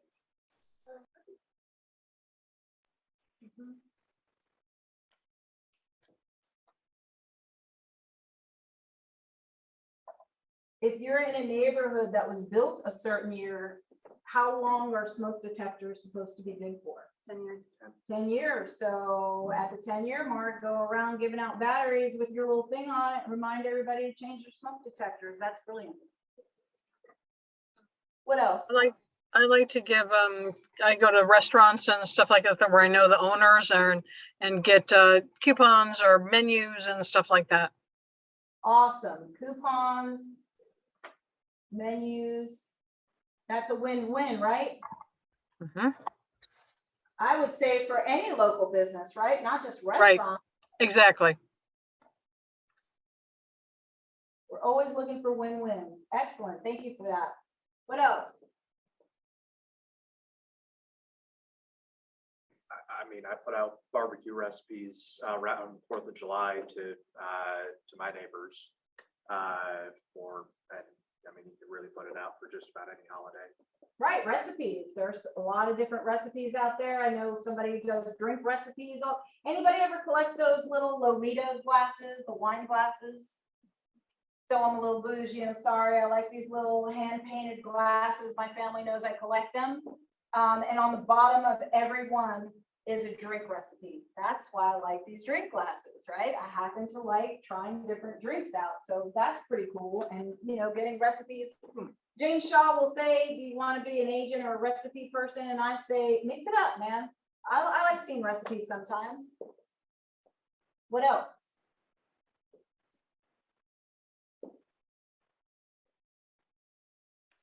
Well, I used to mail them out, my old partner and I, but you were saying the seeds.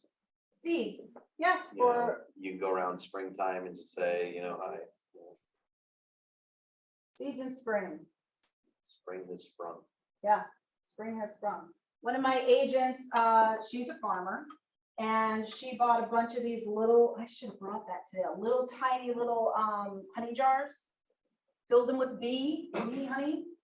And, you know, a little thing, I'd like to be your realtor, you know, that it was really cute. But there are these little tiny little honey jars with a little honey thing.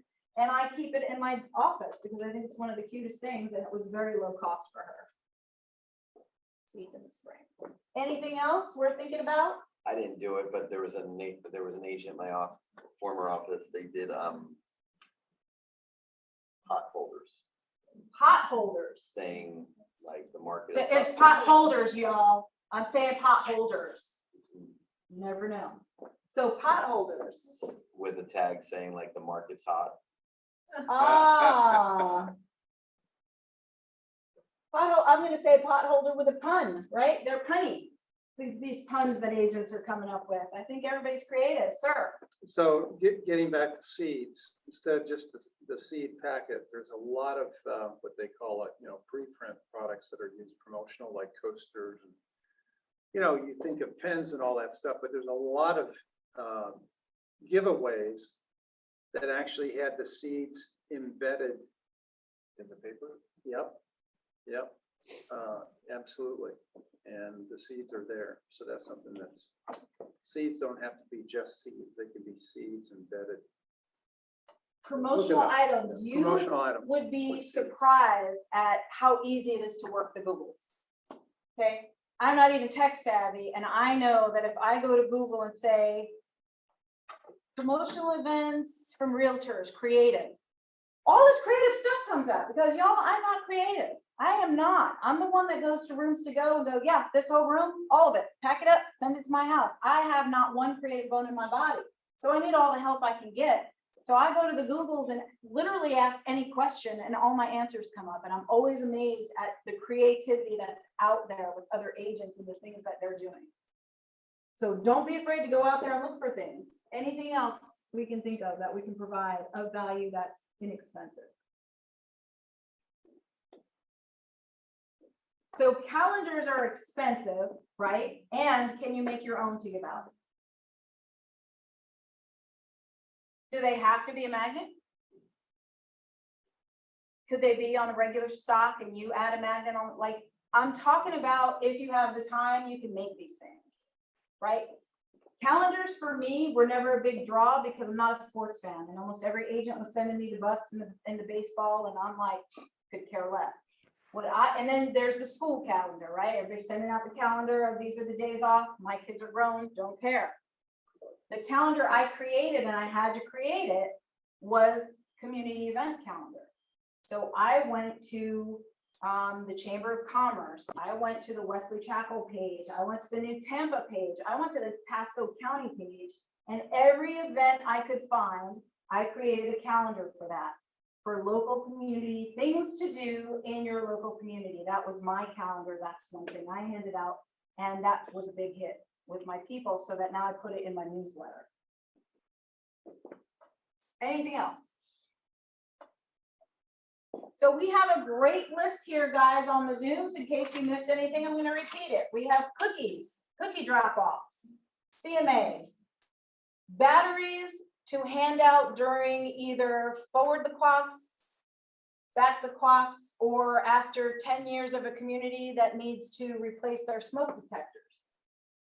Coupons or menus from local businesses. Recipes. Seeds in the spring. Pot holders with a pun, or it doesn't have to be a pot holder, right? It could be anything that's punny, like her bee thing. That was pretty cute. Any type of promotional items you can usually buy in bulk, especially from Oriental Trading, and have a lot of things to give out. Anything else on the Zooms? Michelle, I don't have anything to add, but can you hear me? Yes, I can hear you. No, I just wanted to say that I don't have anything to add, but I have to jump off because I have a coaching call. This class has been amazing. Thank you so much. Is there any way where you can send us the link of this class? Was it recorded? According to Kevin, it is being recorded. So hopefully he will put that on. Yeah, I would love to hear it again. Sure. And there's going to be some really how-to stuff here shortly. So Awesome. Thank you so much. you're very welcome. All right. So now we're talking about really, this is a sheet that you can also go around giving a thing of value when you're questioning, when you're working your farm. How can you use this form for your niche? And basically what this form is just, it's an update for your market. So we have, I mean, this is a generic form. Yeah. We have things in command that can blow this away. But these are some things that you need to know if you're really going to be working a farm. I know in my neighborhood, we have 11 villages. I know how many homes are in each village, and I know which floor plans are in each village. And in fact, I have done my best to collect every floor plan in my neighborhood so that when I see neighbors saying, hey, I have this model, does anybody know what the floor plan is? I just private message them and send it to them. Right? So I've done what I can to be a master in my niche. I am set up myself on an MLS search. Anytime a house in my neighborhood comes on the market, we're the first ones to see it. We're the first ones who know it's there. And we use a sheet very similar to this to have on hand for each different communities, or not each community, each of the villages. So when somebody calls me, I know which sheet to grab. Oh, they're in Churchill. Okay, that's this one. So in order to master your farm, you have to master the information in your farm. I also know that in my neighborhood, there are 2 builders. And I know where those homes are, because if you ask anybody else in my community, they'll say we have Pulte homes. And I'll say, no, we also have Inland homes. They're only in one other community. And I can tell you how to find out which one of those houses are an Inland home, right? This is how you show your expertise in a particular neighborhood. You just have to get to know. So you could modify this form very easily for an item of value giving out to somebody, just to let them know, hey, this is what's going on. I used to use Kelly Snaps too, because I like the way it looked. Do you remember Kelly? Do we still have Kelly? No. She used to do snaps for us.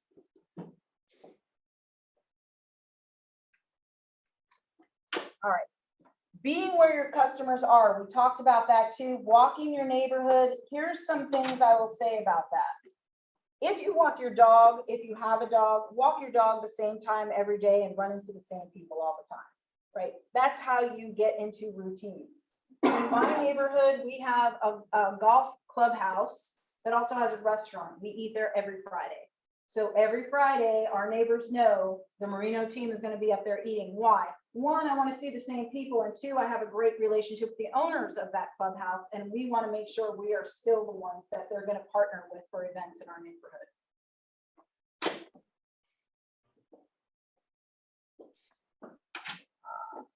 Make sure you know your scripts when you're farming, right? You have to know your script. You have to know what to say, how to say it, and all those things.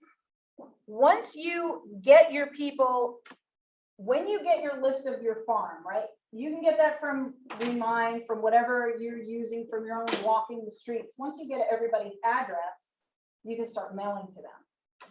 In order to work your farm, the people you haven't met, you have to touch them every month, once a month. So they need to be on a 12 direct, right? email or mailing. I prefer mailing. I don't do the emails because they're too easy to delete and people like to get mail, especially if it's with a pretty person on the, or a pretty picture of a house or a recipe, like those things come in the house. So I like to mail direct. A mini farm with a call to action. When you're sending mailers out, you're not just sending out, hey, I'm an agent, here I am. It's a call to action. Would you like to know the current value of your home? That's a call to action. Here, click on this link. Would you like this? Click on this link. We recently just did a push for Keller Offers. Did you know that if you're Keller Offers certified, you can go to that website. They have their own landing page for cash offers for people's homes. I have looked and I just saw in January in my market, there were more listings by Open Door than agents. What is that telling me? People don't want to put their house on the market. So I'm going to use that to my advantage. And we just did a marketing campaign to our neighborhood, giving them the link to our page for cash offers, advertising just like all the big names out there. Do you want a cash offer for your house? If so, follow this link and we'll give you a cash offer. Use what we have, y'all. You can compete with Mark Spain. You can compete with the Duncan Duo and anybody else out there that says that they'll pay cash for your house. You can too. Use the things that we have, but you want to call to action to get them moving. So what could you send in your 12 direct plan? I mean, we just did a list of things we could bring of value, but for 12 months in my world, they're getting a newsletter every single month. That's what I do for my 12 touches. Could you split this up and do multiple things? A newsletter 1 month, a recipe card the next month, free CMA the month after that, right? It does not have to be direct mail. That's just what mine has morphed into after these years, right? I'm direct mailing, but you can do a bunch of different things. Or incorporate.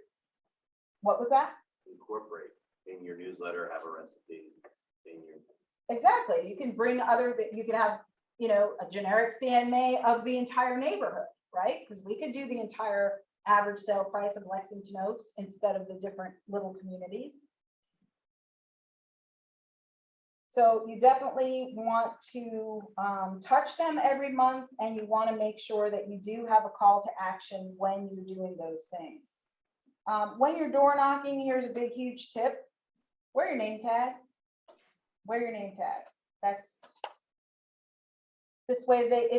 I speak quickly, so maybe they're going to miss my name, or they're going to spell my last name wrong because everybody thinks I'm, you know, if I say my name's Moreno, they think it's Dan Moreno, right? Spelled differently, and that's going to jack everything up if they're searching for me. So I wear my name tag so they can see how to spell my name. All right. Building trust and recognition is very important. You're going to market your listings aggressively. What do I mean by that? In this age, it's very quick, right? Put a listing on, but be specific, like be purposeful. It's not like I get a listing today and it's going live tomorrow. I usually know when listings are coming up because of my farming.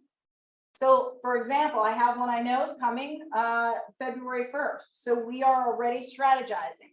I'm going to put it on the market on Thursday. We're holding open houses all weekend, and we're not going to have a decision made until Monday. Why? I want new agents to be able to have an opportunity to hold an open house because I'm very purposeful about that. And I'm purposeful about how much time we have to market that. So I'm going to put just listed, right? And I'm going to make sure they're delivered within a week or a few days of that going live, because I want them to get the listing. I want them to get the just listed. I want my monthly newsletter that's also going to repeat that we have a listing in this market. Do you understand what I'm saying? You have to hit them over and over again. You have to be aggressive about your listings. Concentrate your open houses. There are many times that my team has multiple open houses going on in any neighborhood. I don't understand agents going, well, I'll do this one this weekend. And this one, no, oh no, I want all my open houses done at the same time because I want 50 of my signs in the neighborhood. So everybody knows we're working, right? So we're going to have multiple open houses. We may have one in the morning and one in the afternoon. We may host one where I'm in one, my husband's in the other. And we got new agents in the third one. But we're gonna have multiple open houses, and when somebody does an open house for me in my neighborhood, they're using my signs. It's just because that's my farm. Outside of my farm, they can use their own signs, I don't care, but in my farm, the only signs going out are my signs. Everybody needs to know it's the key to sold working, right? So you wanna definitely hit them with all those things, concentrate your open houses, host seminars and classes. First time homebuyer seminar, is that a good class to have in a community of homebuyers?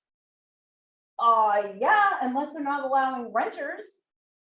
Yeah, you got a pool of renters out there. Have homebuyer seminars, and really, who does those? Lenders, pretty much. Get a lender to advertise it. You just sit there, look pretty, and take the leads as they come rolling in, right? Set that kind of stuff up. Home selling seminars. I did that for our women's club. I had a home selling seminar where I told them, don't paint your house blue. Those houses sit on the market forever in this neighborhood. You know, do these upgrades, don't waste your money on these. You can have these kind of seminars. They see a little bit of your value and they will call you later. Join your local organizations. I belong to the women's club in my neighborhood.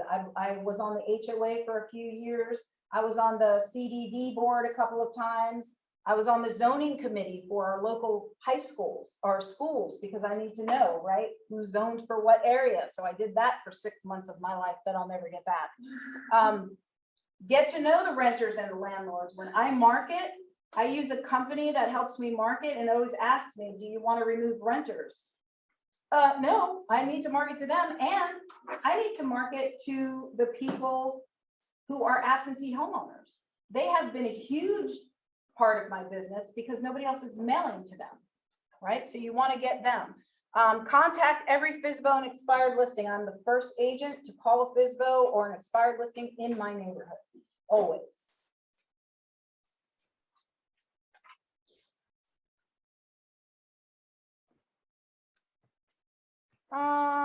What kind of services could you offer to establish yourself as the expert?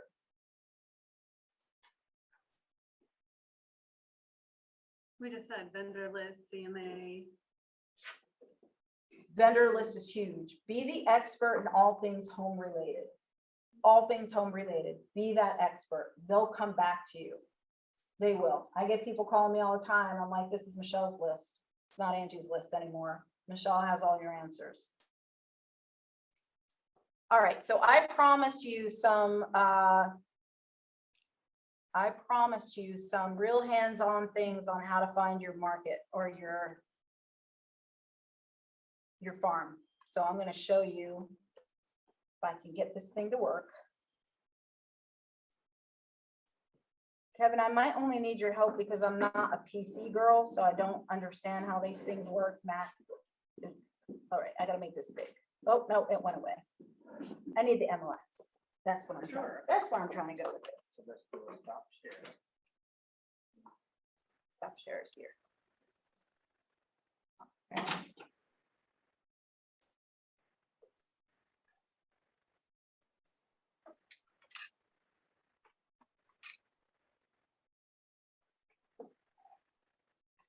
I don't want to watch the movie.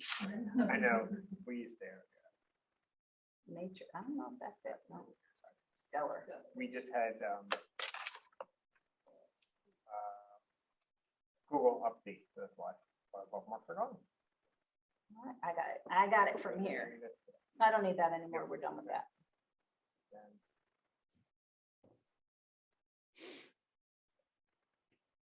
Thank you. How things happen around here without his help is beyond me.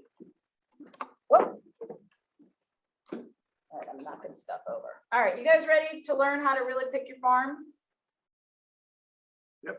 Yes. Okay, I got 2 people. Awesome. Here we go. Hopefully I remember my password. It's another thing, over 50, I don't remember any of these things anymore. This is my favorite part of the class, and it's not even in the curriculum. This is just what I like to do. All right. When I was in Bold, and everybody's registered for First Step to Bold, yes? Yes? Awesome. When I went to Bold, I had an instructor named John Prescott. He used to be actually the writer for Bold and the director. And I told him I wanted to farm, and he's the one that kind of started me on my farming journey. And the question I had was, how do I know it's the right farm? So he told me, you go to the MLS, let's do a quick. And I want to know what's sold in a particular neighborhood. Somebody give me a neighborhood. The verandas. What was that? The verandas. Like that? I'm sorry, right before the S is an H. Right before the S is an H? Yeah, After or before? before the S. Yeah. Let's see. Yeah, nothing sold in the last year. If that's the right, Yeah, it's not, there's no zero match. all right, we're gonna try another one. Boxwood. Hold on, I heard plantation palms,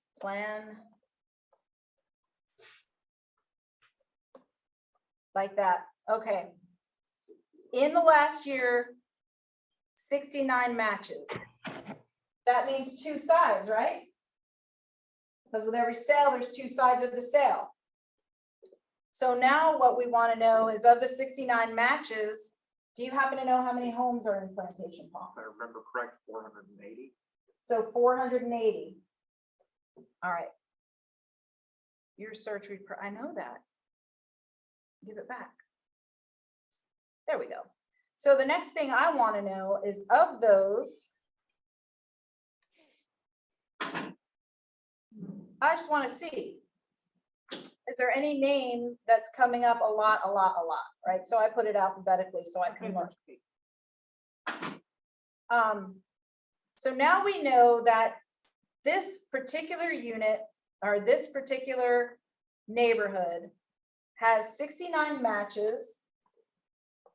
And it has what, how many homes did you say? 480. 480. So if you do 69 divided by 480, what does that come up with? 12%. So we're looking at a 12% turnover rate. And what did we say the goal was? 10%. Does this meet that? Yes. Yes. Okay. So now the question is there an agent in that area that has a lot of market share for the year? So one way you can do that is by coming to market reports. All right, when you hit market reports, you're going to come here to agent market share.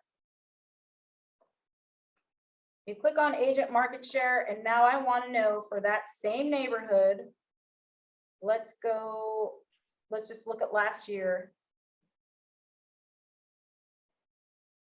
So I have from January to December here.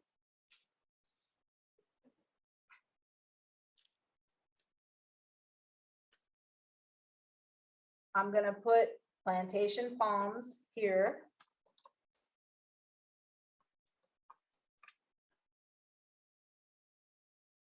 And I'm going to generate the report. All right, so this is a list of all the agents that sold in Plantation Palm by the last year. The number one agent is Katrina Madewell, happens to be in the Tampa office. However, her total size is 5 for the year. Her total market share, both sides, is 2.91%. Is this open for farming? Oh, yes. Is this what you thought? No. No, No. What was going on in your mind about this neighborhood? somebody would hold 20% or something like that.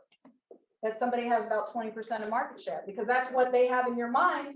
Because they have the mind share. They have the mind share, but people aren't using them. Just like my lady who had the whole back page that didn't sell for 2 years in my neighborhood. But if you asked anybody in my neighborhood, name 3 agents, they would have said her name. You know, so it's 480 homes, even if it's only roughly 3%. You could have a low percentage, but you're the top dog in the area, and it's such a big development. Because you are farming it, you're getting that 3% as opposed to 0.1%. So yours is 1,500 homes. I bet you don't have more than 2-3%. Is that possible? Let's see. Let's just look at All right, call it out the dog. Well, no, so I'm not, you know what I mean? Challenge. So I mean, it's wide open. You can have multiple Fighting words. farming Oh, market. How about, I got 12.23%? Oh, I like it. Just in Wow, last year. you are greedy. I am. That's I am, amazing. but that's my bread and butter, right? You don't understand. I don't enjoy going to Brandon and Riverview. No. I want to stay in my backyard. In fact, that's part of my value proposition. I say to my sellers, Mr. and Mrs. Seller, you're working with a team, and guess what? I work at the physical office training agents. My husband works from the home office. So if you need anything, a turtle taken out of your pool, if you need somebody to show up for the home inspector, he's right down the street. And they love that. We say, I do the paperwork, he does the people work, right?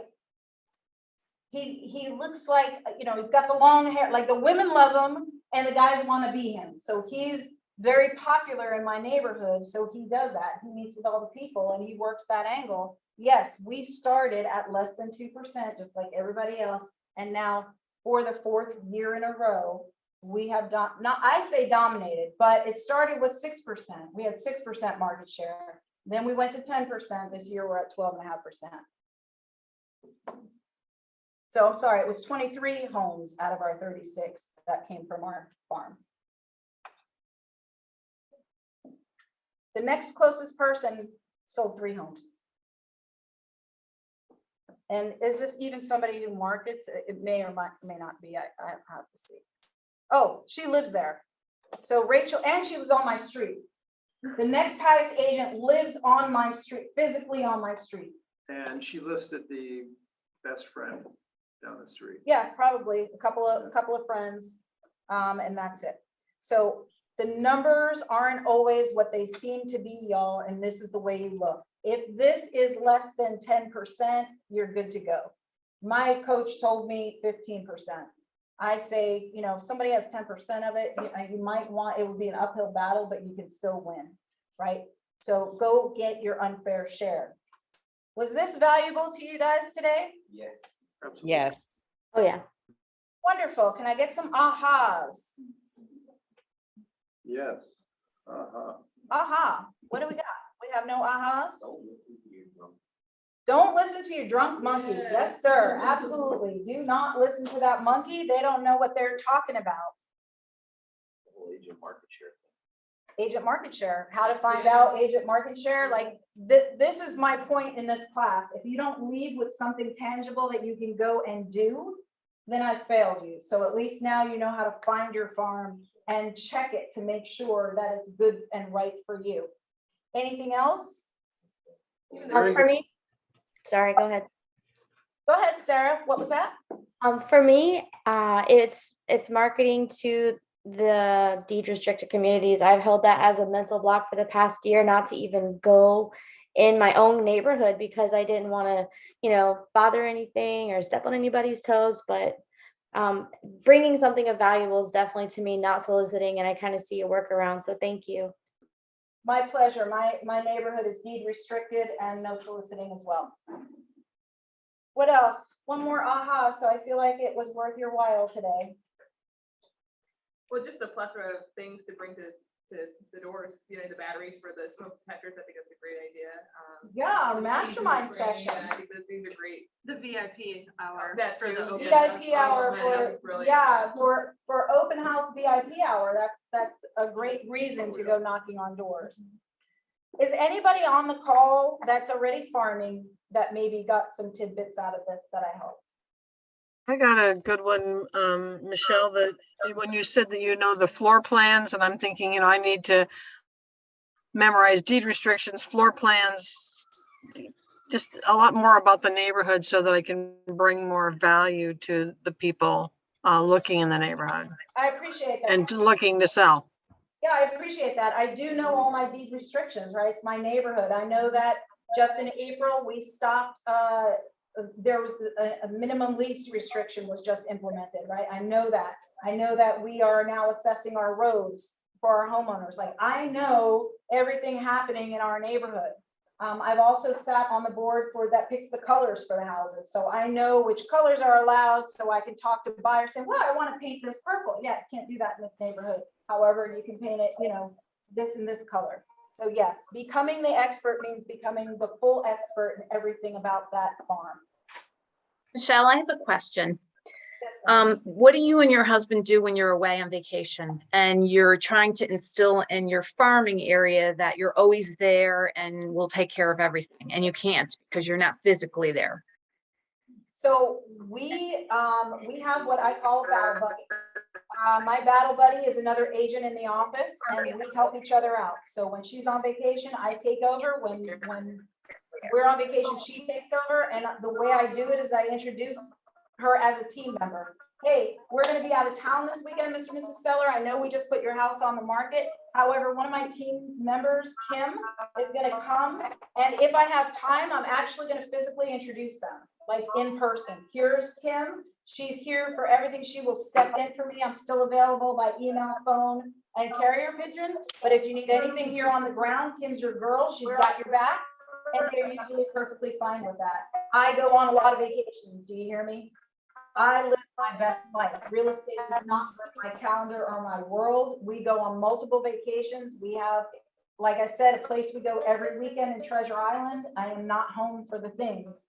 We switch off with a friend. So I highly recommend you get what we call a battle buddy, because military. And you don't pay that person. Like I'm going on vacation. You got this? Yes, I got this. He does the same for me. We help each other out. Hey, thanks. You're welcome. Any other questions? Well, you guys, I am also working towards being a Keller Williams University faculty member. I just love it and appreciate it. If you would go to kwuval.com. And then when you're looking for that, it would be